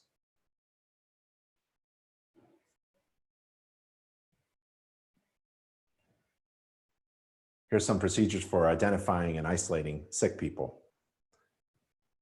Thomas says, when washing hands, don't neglect to thoroughly wash between the fingers, not just rubbing around the palms and back of the hands. Also wash at a minimum up and down around the wrists. Note that my wife is a registered nurse. Well, thank you to your wife for helping us. And you're right. I think we have a washing hands video coming up, and that'll help. It's silly, but we actually don't wash our hands very well. Develop policies and procedures for prompt identification and isolation of sick people if appropriate. So prompt identification and isolation of potentially infectious individuals are critical steps in protecting inspectors, clients, occupants, homeowners, real estate agents, and others at the house being inspected. Home inspection business owners should inform and encourage employees and inspectors to self-monitor for signs and symptoms of COVID-19 if they expect possible exposure. Business owners should develop policies and procedures for employees and inspectors to report when they are not feeling well, when they're feeling sick and experiencing symptoms of COVID-19. Where appropriate, employers should develop policies and procedures for immediately isolating people who have signs or symptoms of COVID-19 and train employees to implement them. Potentially infectious people should move to a location far from employees, inspectors, and clients, and homeowners, and occupants, and real estate professionals, and others. If a home inspector feels sick, they should go home. So if you're at a job and you're starting to feel not well, you need to understand your policies and procedures and follow them, right? Go home, apologize and excuse yourself, grab your computer equipment and tools, leave the house immediately, don't shake hands, go to your inspection vehicle and call someone to notify them and ask for assistance or advice if needed. If a home inspector suspects someone of having a sickness or symptoms of COVID-19, feel free to protect yourself and leave the house being inspected. There's no reason for you to stay. Take steps to limit the spread of the respiratory secretions of a person who may have COVID-19. So if you're working with another inspector, for example, and they're not feeling well, you may want to offer the other person a face mask if feasible and available, and then separate from each other. The inspector who is not feeling well should immediately go home. Note, a face mask, called a surgical mask or procedure mask or similar terms, on a sick person should not be confused with PPE, personal protection equipment, for an inspector, and we'll go over some PPE stuff in the following sections. The mask acts to contain potentially infectious respiratory secretions at the source, at the person's nose and mouth. General safety precautions. Restrict the number of people in the office of the home inspection business. It's best, if possible, for everyone to work at home. Stagger work schedules. Restrict the number of people at the property in the house being inspected. Ideally, home inspectors can work alone. Ask everyone to leave the house inspected. If someone feels compelled to be at the house, ask them to stay outside or in their own vehicle. Ask the homeowner, the seller, the occupant to leave the house long before you arrive to inspect the house, and ask the real estate agents to not attend the inspection and just use technology to keep in contact and communication with everybody. Social distancing, keep your distance. Social distancing means remaining out of congregate settings, avoiding gatherings, and maintaining a distance of approximately 6 feet or 2 meters from others when possible. Develop, implement, communicate about workplace flexibilities and protections. This gives some assurance to employees. So if you're an employer, you owe this to the folks who work for you. Actively encourage sick inspectors and employees to stay home. Don't make them feel obligated if they feel sick. Don't make them fear that if they get sick, their job is at risk. This ain't the time for that. Informed employees and inspectors should feel safe at work. Ensure sick leave policies are flexible and consistent with public health guidance, and that employees are aware of these policies. Don't let your employees guess on what to do, and then they start doing things that are not safe and get them sick. Talk with companies that provide your inspection business and contract inspectors or temporary employees about the importance of sick employees staying home. Encourage them to develop non-punitive leave policies. Do not require a health provider's note for employees or inspectors who are sick with acute respiratory illness to validate their illness for you or to return to work, as healthcare provider offices and medical facilities may be extremely busy and not able to provide such documentation in a timely way for you. Maintain, as a boss, maintain flexible policies that permit employees and inspectors to stay home to care for a sick family member. Employers should be aware that more employees and inspectors may need to stay home to care for sick children or other sick family members more than usual. Recognize that employees and inspectors with ill family members may need to stay at home to care for them. Be aware of employees' concerns about pay, leave, safety, and other issues, health, and other issues that may arise during an infectious disease outbreak. Provide adequate, usable, and appropriate training and education and informational material about business essential job functions and worker health and safety, including proper hygiene practices and the use of any workplace controls, PPE.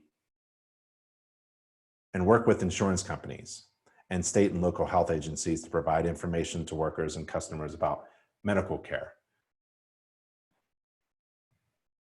Let's talk about implementing workplace controls. So if you have a business office, what are you going to do with your employees? Well, occupational safety and health professionals use a framework called hierarchy of controls to select ways of controlling workplace hazards.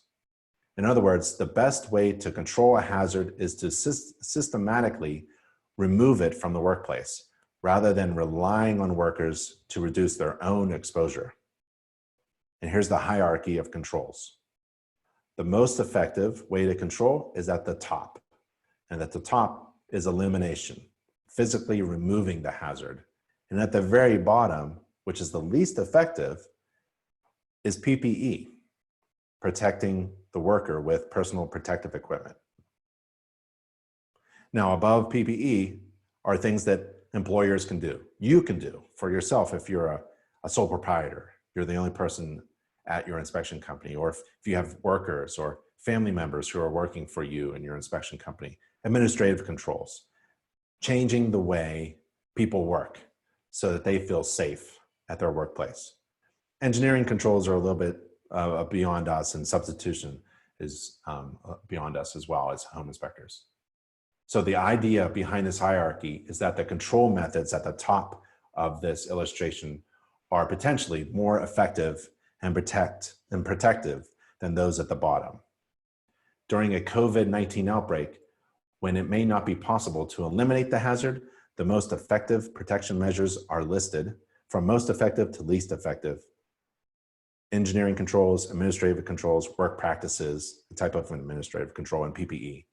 And there are advantages and disadvantages to each type of control measure when considering the ease of implementation, effectiveness, and cost.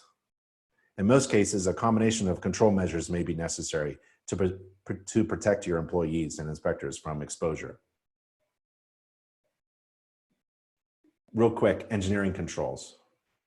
They're not typically applicable to home inspection businesses or performing home inspections. They involve isolating employees from work-related hazards. In workplaces that are appropriate, these types of controls reduce the exposure of the hazards without relying on work behavior and can be the most cost-effective solution. But it's like installing high-efficiency air filters in your workplace, ventilation rates, physical barriers such as clear plastic sneeze guards like at my grocery store, right? Installing a drive-through window service for customer service like McDonald's or something. So, and negative pressure control things. So that's engineering. We're not really into that. We can deal with administrative controls. They're useful, but they require the action by the home inspector and or employer. Typically, administrative controls are changes in work policy and procedures to reduce or minimize the exposure to a hazard. Examples of administrative controls for SARS-CoV-2 include encouraging sick employees to stay home and sick home inspectors to stay home. Minimizing contact among employees, inspectors, and clients by replacing face-to-face meetings and performing inspections with others in close proximity to the inspector with performing inspections in unoccupied homes, virtual communications between inspectors and clients, and implementing telework for employees of home inspection businesses if feasible. Establishing alternative workdays or extra shifts that reduce the total number of employees at a home inspection office at a given time, and allowing them to maintain distance from one another while maintaining a full work week. Discontinuing non-essential travel to locations with ongoing COVID-19 COVID-19 outbreaks. For example, a home inspector should not be traveling to drop off a printed home inspection report. That's old school. Home inspectors should be using a report software that electronically sends to the client the inspection report by email or by a cloud-based download. Developing emergency communication plans, including a forum for answering inspectors' concerns and internet-based communications. Internet inspection community is open to everyone: home inspectors, members, non-members, real estate agents, and contractors at nachi.org/forum. And providing employees and inspectors with up-to-date education and training on COVID-19 risk factors and protective behaviors. And InterNACHI has provided several resources that you can take advantage of. We have the COVID-19 guide for home inspectors.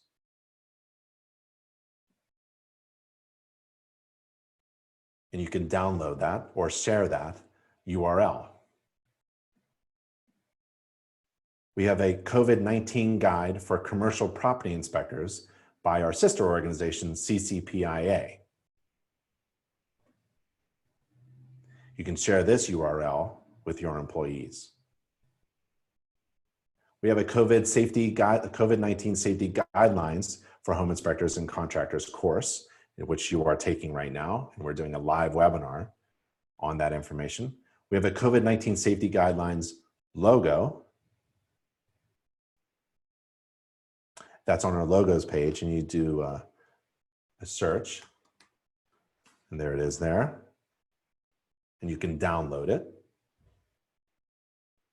for those who have successfully completed a course or a webinar. We have an article about how home inspectors are about to enjoy an increased demand in their services. I would read this, especially if I was an employer, and it's at nachi.org/virus. nachi.org/virus. Get ready for a pent-up demand for home inspections. It's going to be good. We have InterNACHI inspector mentors. So if you need help and assistance, we have peer-to-peer learning experiences for both inspectors who need additional assistance and for experienced inspectors who are interested in helping newer inspectors out. We have an inspection community online forum where you can join the discussion, start asking your own questions and getting answers from other inspectors. And there's a post by Larry about Pennsylvania home inspections and COVID-19. We have inspector PPE and inspection equipment available through Inspector Outlet, inspectoroutlet.com. That's InterNACHI's e-commerce partner. If you have not scheduled an inspection yet today, feel free to go shopping. If you don't want to spend a whole lot of money, that's an InterNACHI benefit. So Inspector Outlet provides InterNACHI members a special pricing or discount on products. And also, I would go shopping in Inspector Outlet just for the free stuff. So if you go to inspectoroutlet.com and go to the left and click the free button, you can just go shopping for some free stuff, and it's free. Safe Practices for the Home Inspector textbook. That's available to you online and in print. That's an accredited textbook, college textbook. And we have the Safe Practices for Home Inspectors online course, free and open. Training employees and inspectors who should use protective clothing and equipment on how to put it on, how to use it and wear it, and how to take it off correctly is really important, including in the context of their current and potential duties. Training materials should be easy to understand and available in the appropriate language and literacy level for all employees and inspectors. So those are administrative controls. How about safe work practices?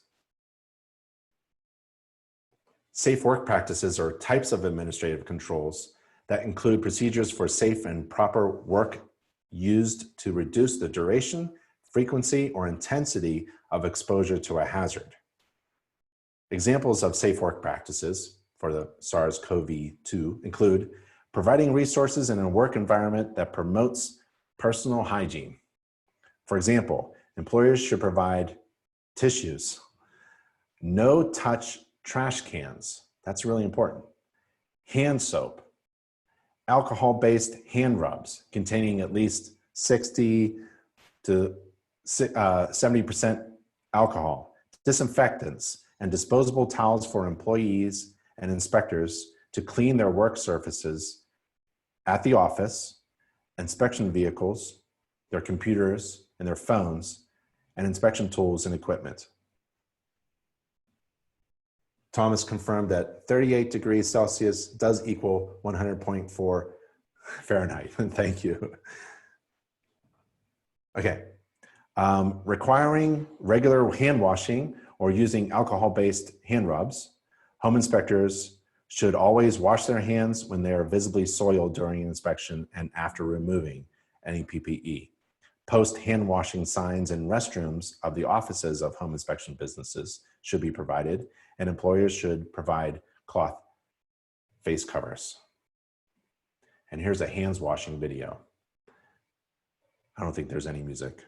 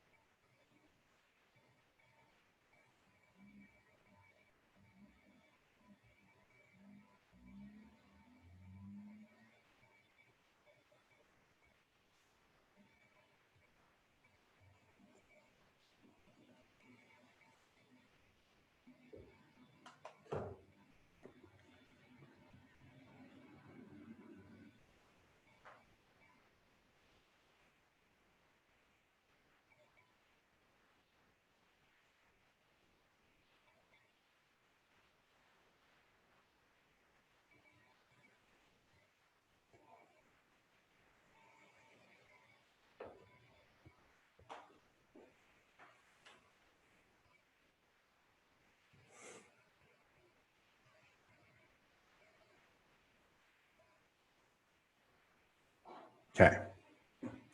So I believe one of us mentioned the CDC says hand sanitizer of 70%. So in that video, it said hand sanitizer 60% at least or higher. And Jose, yes.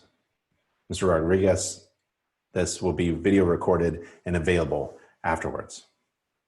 Also, the online course that we're going over is available to you, and that's what you have to do. You have to log into the online course in order to download the certificate of completion. So home inspectors should not be near anyone who is known to be or suspected of being infected with SARS-CoV-2. While engineering and administrative controls are considered more effective in minimizing exposure, PPE may also be needed to help reduce the risk and prevent certain exposures. While correctly using PPE can help prevent some exposures, it should not take the place of other prevention strategies. Examples of PPE, personal protective equipment. For home inspectors, they include gloves, goggles, face shields, face masks, respiratory protection when appropriate.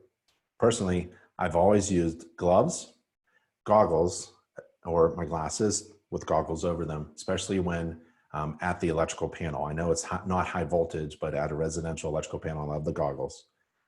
Face shields, never really wore them. Face masks, I do wear them. I use the cloth face covers. and respiratory protection, especially for the attic and other areas like a musty basement or a crawl space. And I'm always taking disposable gloves off and washing my hands, and also washing my, just a moment, crawl space gloves. Just a moment, let me grab a few things that are in my tool bag.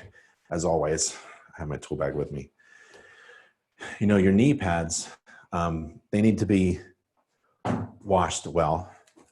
These filters, if you're going to use them in the attic or in the crawl space, they need to be replaced regularly, so watch that. Crawl space gloves, you need to wash these now, right? You have to be, these are, you know, crawl space gloves that go up to your elbow. They're kind of fun to wear and protective.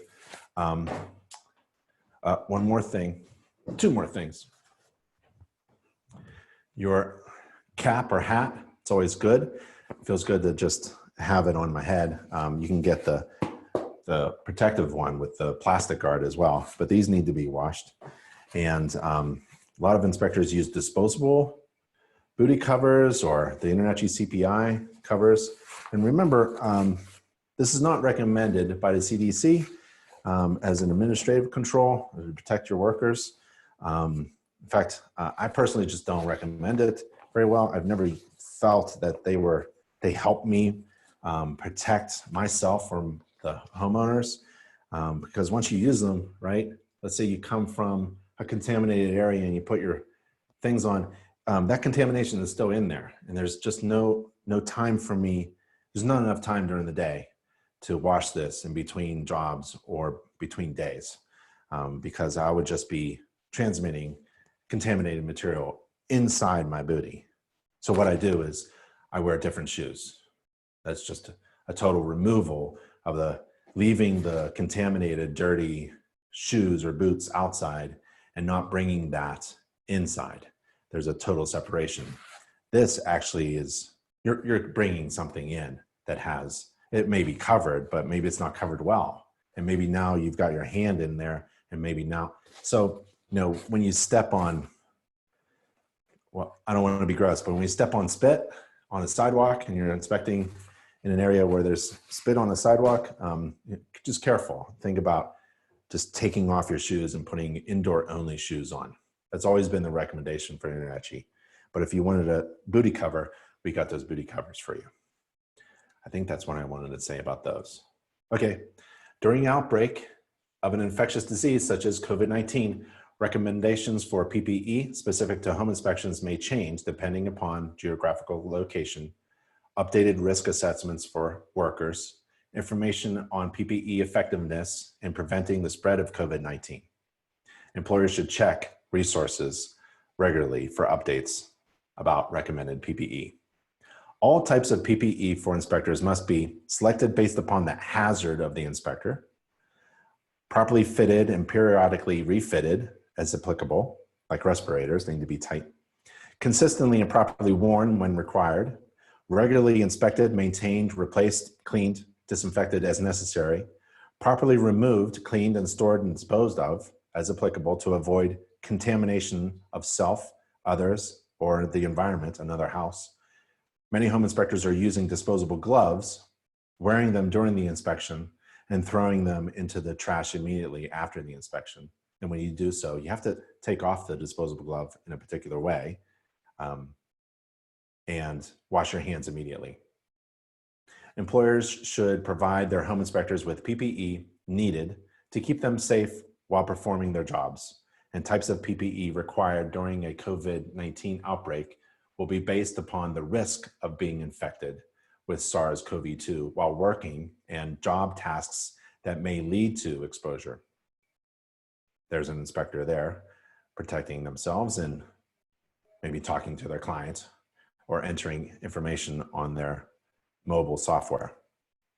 NIOSH approved N95 filtering face piece respirators or better may be used in the context of a comprehensive written respiratory protection program. But N95 respirators are really being reserved for the folks on the front line at this time. Home inspectors should not be working in environments that require respirators. Again, home inspectors should not be near, within 6 feet or 2 meters of, anyone who is known to be or suspected of being infected with SARS-CoV-2. Home inspectors should not be putting themselves or others at risk. And there's some more information about respirators, if you're interested. And here's a respirator safety video. I think we'll stop when we get to the face mask, full face mask or half mask.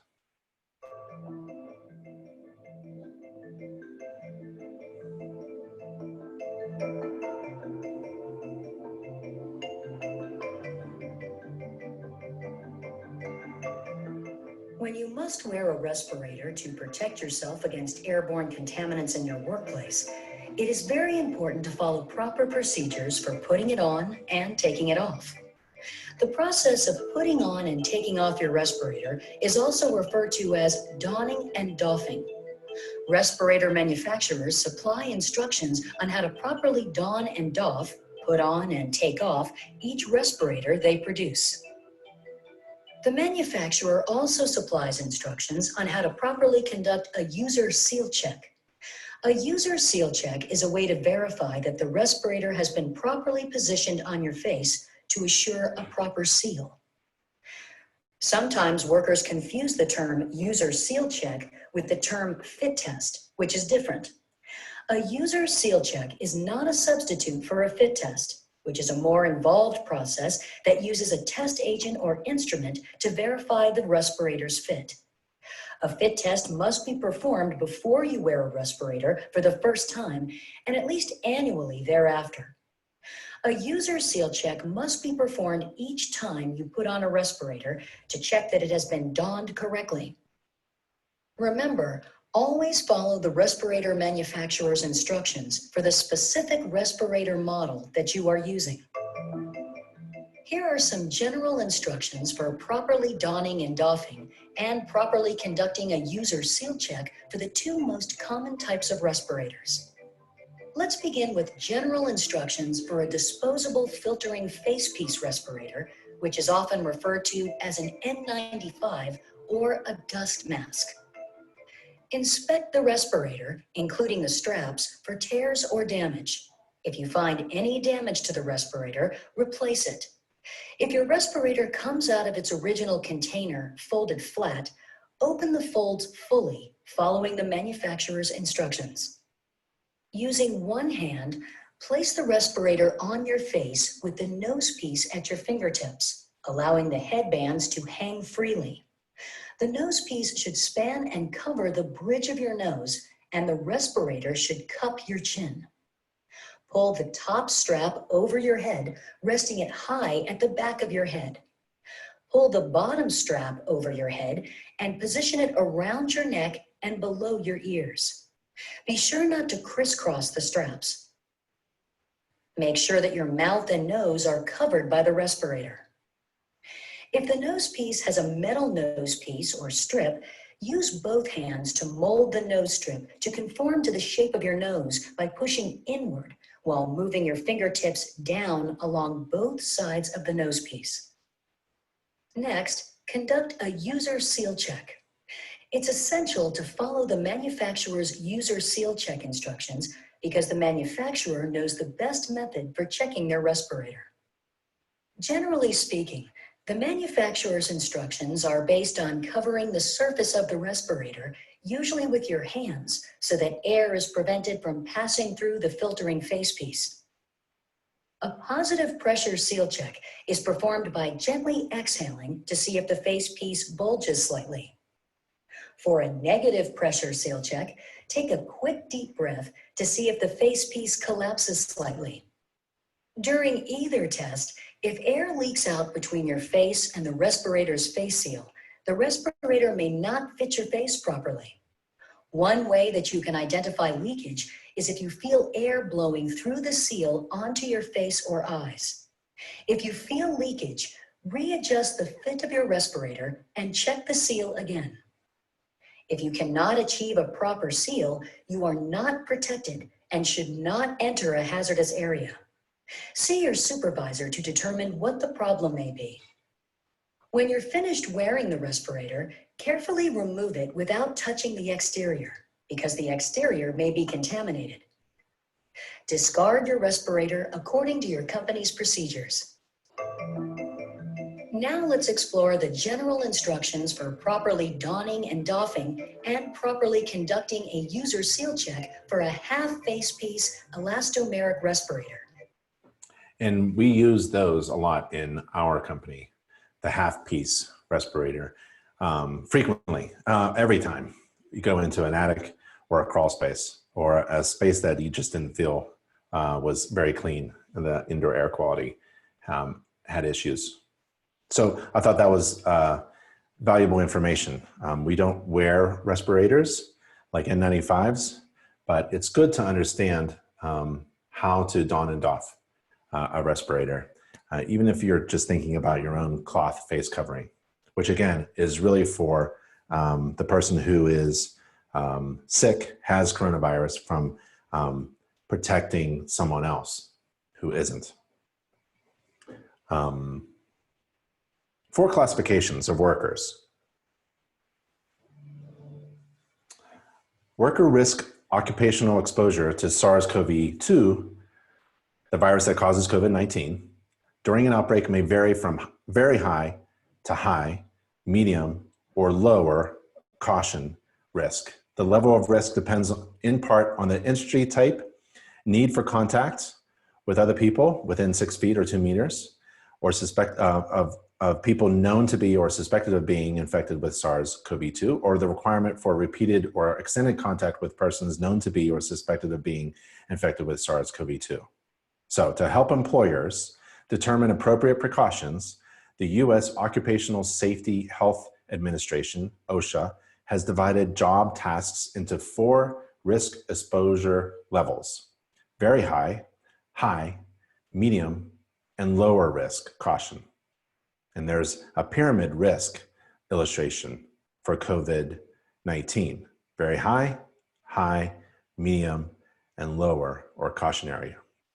The occupational risk pyramid shows the 4 exposure risk levels in the shape of a pyramid to represent the probable distribution of risk. Most home inspectors will likely fall in the lower exposure risk caution levels. Quickly, very high exposure risk. Very high exposure risk jobs are those with high potential for exposure to known or suspected sources of COVID-19 during specific medical, post-mortem, or laboratory procedures. Workers in this category include healthcare workers, our doctors, our nurses, dentists, paramedics, emergency technicians, first responders, performing aerosol generating procedures, healthcare or laboratory personnel collecting or handling specimens from known or suspected patients. Those folks on the front lines taking mobile samples from people's noses. Morgue workers performing autopsies, which generally involved aerosol generating procedures on the bodies. That's very high exposure. High exposure risk jobs are those with high potential for exposure to known or suspected sources of COVID-19. Workers in this category include our healthcare delivery and support staff, doctors, nurses, and other hospital staff who must enter patients' rooms exposed to known or suspected COVID patients. When such workers perform aerosol generating procedures, their exposure risk level becomes very high then. Medical transport workers are first responders, ambulance, vehicle operators, moving known or suspected COVID-19 patients in enclosed vehicles, and mortuary workers involved in preparing the bodies of people to known of people who are known to have or suspected of having COVID at the time of their death. Medium exposure risk. Medium exposure risk jobs includes those that require frequent and or close contact, with people who may be infected with SARS-CoV-2, but are not known or suspected COVID-19 patients. In areas without ongoing community transmission, workers in this risk group may have frequent contact with travelers who may return from international locations with widespread COVID-19 transmission. In areas where there is ongoing community transmission, workers in this category may have contact with the general public, like in schools, high population density work environments, and some high volume retail settings. Lower exposure risk or cautionary risk are those jobs that do not require contact with people known to be or suspected of being infected with SARS-CoV-2, nor frequent close contact with, i.e. 6 feet, 2 meters of, the general public. Home inspectors in this category may have minimal occupational contact with the general public and other coworkers. Home inspectors can perform their work alone without requiring any contact with other people. Let's talk about some positive things. 4 things home inspectors can do. Cozy Coats for Kids authored an article, 4 ways home inspectors can have a positive impact on their community during the COVID-19 pandemic. And the 4 ways include keeping your clients in mind, keeping real estate agents in mind, improve yourself and your business, check in with your fellow home inspectors. This article makes recommendations on what inspectors can do after the COVID-19 pandemic is over. Let's take a look at that article. It's got some very good information on it. As the coronavirus continues to spread across the country and changes the pace of communities, home inspectors should use this time to go the extra mile to help their community of clients and fellow inspectors to stay upbeat. Here are some helpful tips to consider whether your business has slowed down and you want to help people get through the quarantine, or it's business as usual and you may want to make sure that your community knows that you're thinking about them during this difficult time. You may choose to incorporate some of these tips while you're on the job or via your mailing list, email or snail mail. Number 1, keep your clients in mind.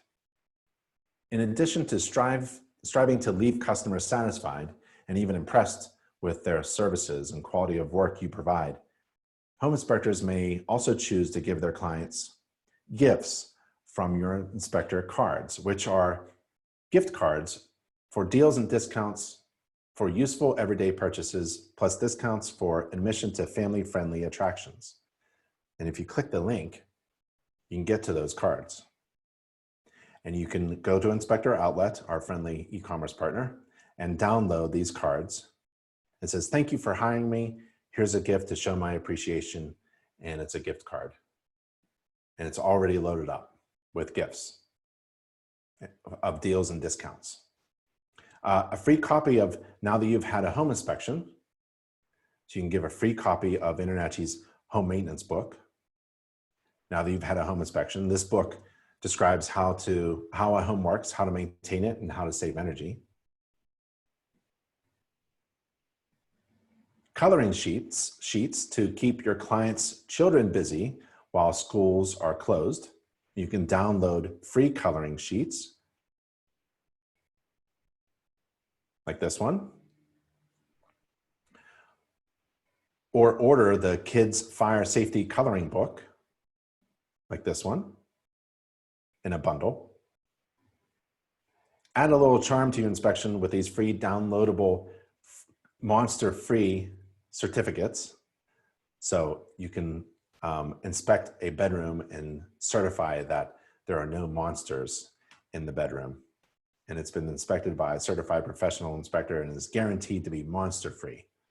So you can get a good night's sleep because there are no monsters in your bedroom. That's cute. And monster-free door hangers. And you can hang it on a door. It says that this room has been inspected and it's monster-free. And that the inspector checked under the bed, in the closet, behind the curtains, under the rug, behind the dresser, and behind the pictures.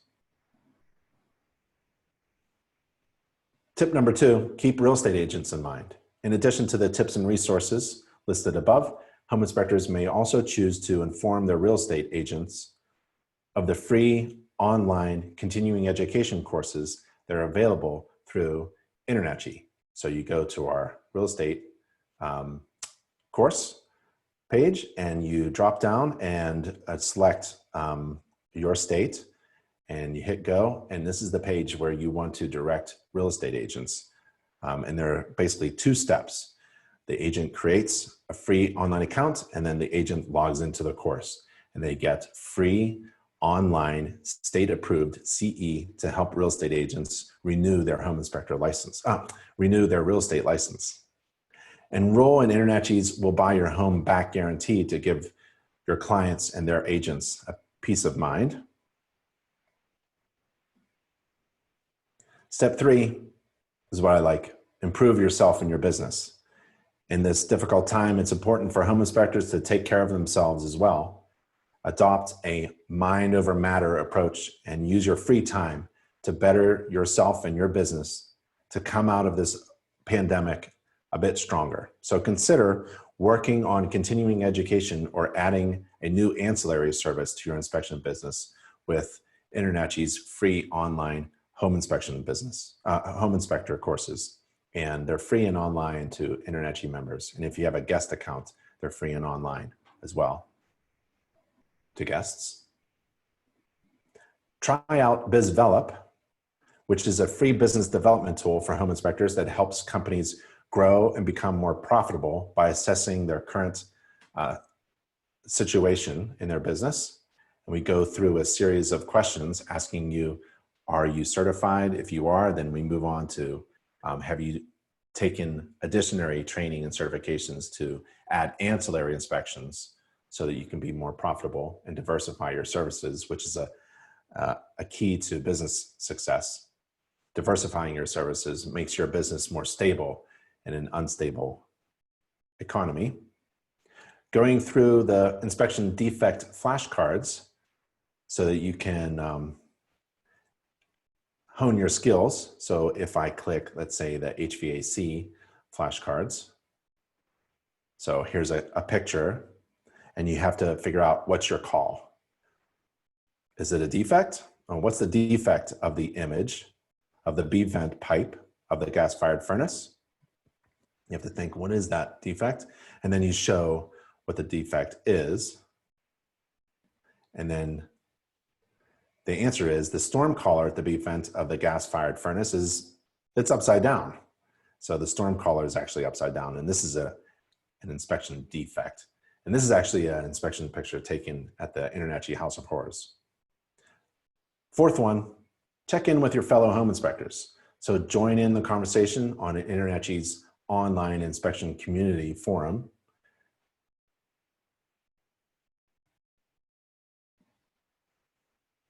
Become a mentor. We mentioned this before through InterNACHI's mentoring program.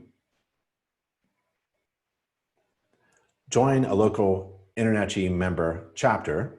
And we have many chapters throughout the world, and there's all of our chapters there. And keep your mood light with inspection riddles. I was going over a couple today. Let's see. How about this riddle? Here's a riddle for you. I look for leaks, but I'm not a home inspector. I love balance, but I'm not an art collector. Sometimes I'm frustrating to find, and sometimes I'll save your behind. What am I? And you click the link, and the answer is it's a GFCI. So remember, I check balance. I'm hard to find. I check for leaks, voltage leaks. Here's another one. I have a first name for a last name, and not much can stop me. And unlike a level, you're welcome to drop me. What am I? A plumb bob. So those are interesting to keep things light in this, or inspector cartoons. So we have inspector cartoons as well to go through if you like those.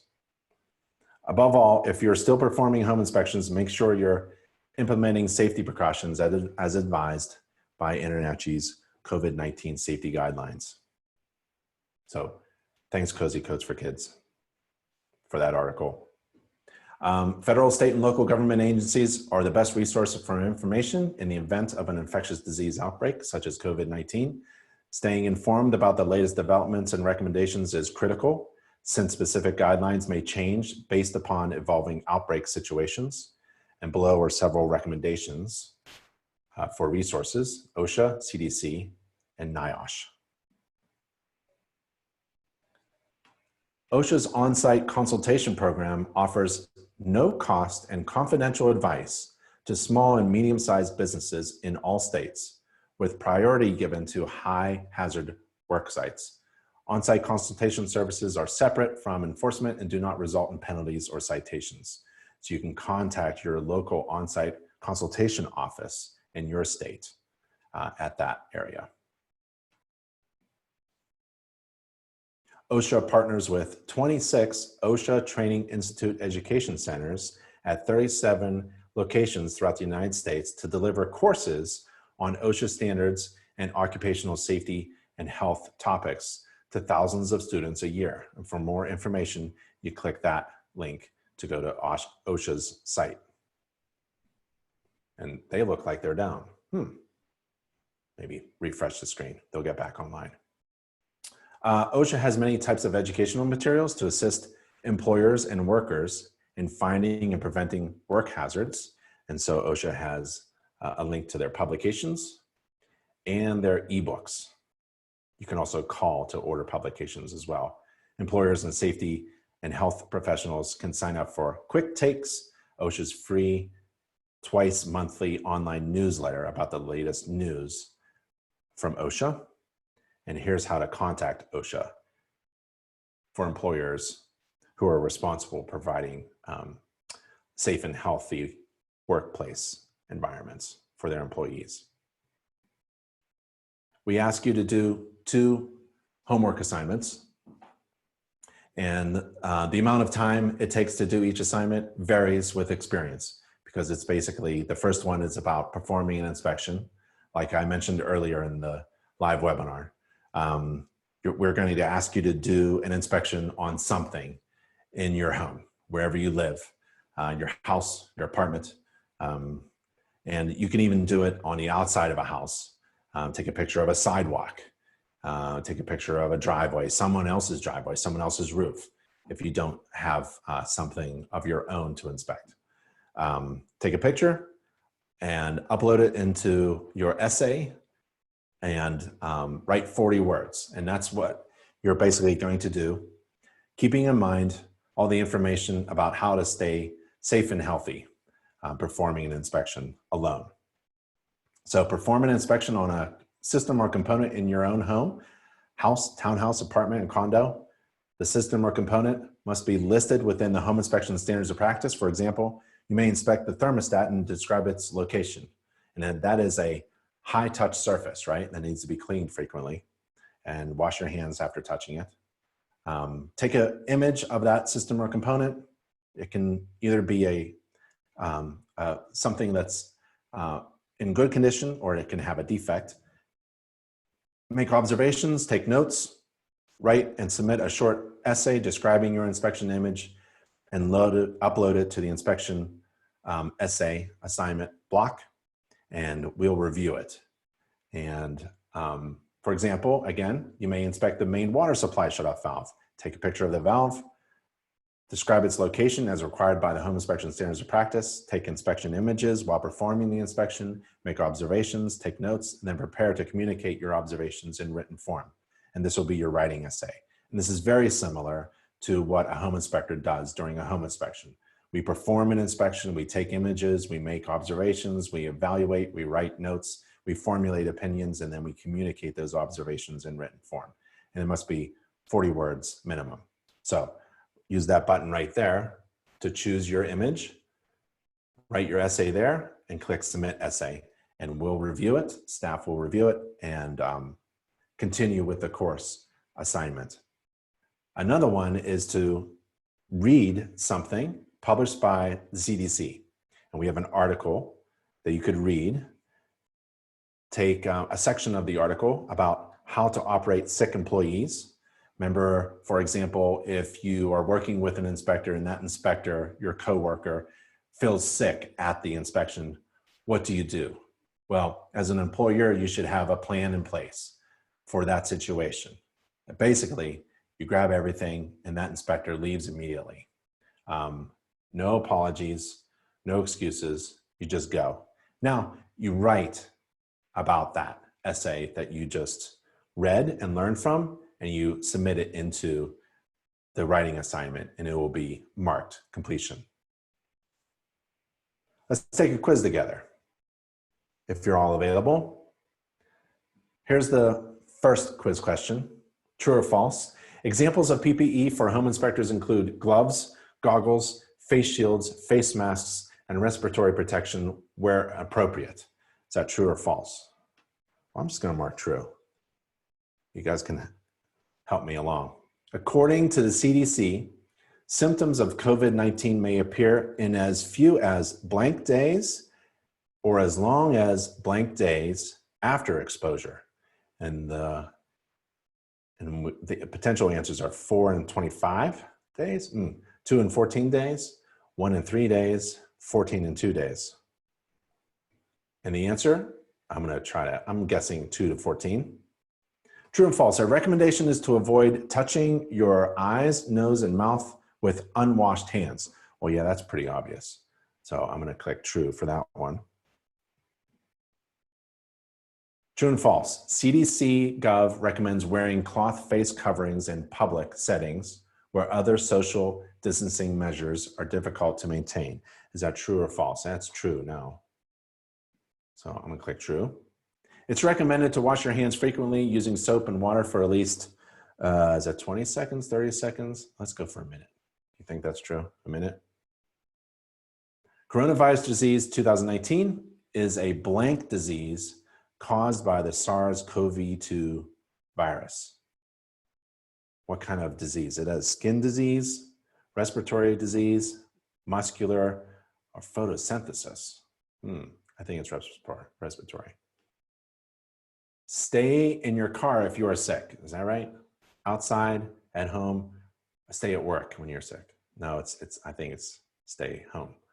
The virus is thought to spread mainly from person to person, including between people who are in close contact with one another within about, is it 6 feet or 12 feet, a meter, an inch? That's pretty close, an inch. Let's go with 6 feet. Home inspectors should not be near blank anyone who is known to be suspected of being infected with SARS-CoV-2. Is that within 6 inches of, within 2 feet of, or within 6 feet of? Come on, fellas, you got to get this right. Some people referred to as blank cases have experienced no symptoms at all. Asynchronic, asymptomatic, or sympathetic? Let's go with asymptomatic.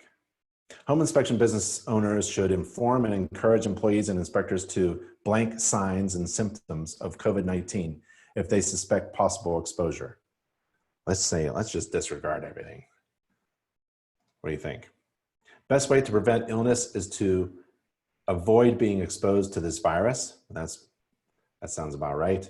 According to InterNACHI Code of Ethics, the InterNACHI member blank all government rules and requirements of the jurisdiction where he or she conducts business. Shall disobey, need to comply with, may ignore, shall comply with. Let's go with just total disobey. Does that sound right? I don't think so. Virus is thought to spread mainly from person to person. It shall comply with. The virus is thought to spread mainly from person to person, including through blank, produced when an infected person coughs or sneezes. Spit, odors, respiratory droplets, a strong breath exhales. Let's go with odors.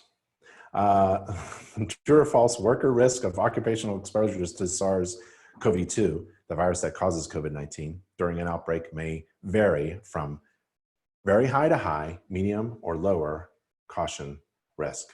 And home inspectors are caution lower risk. And you can click grade the quiz.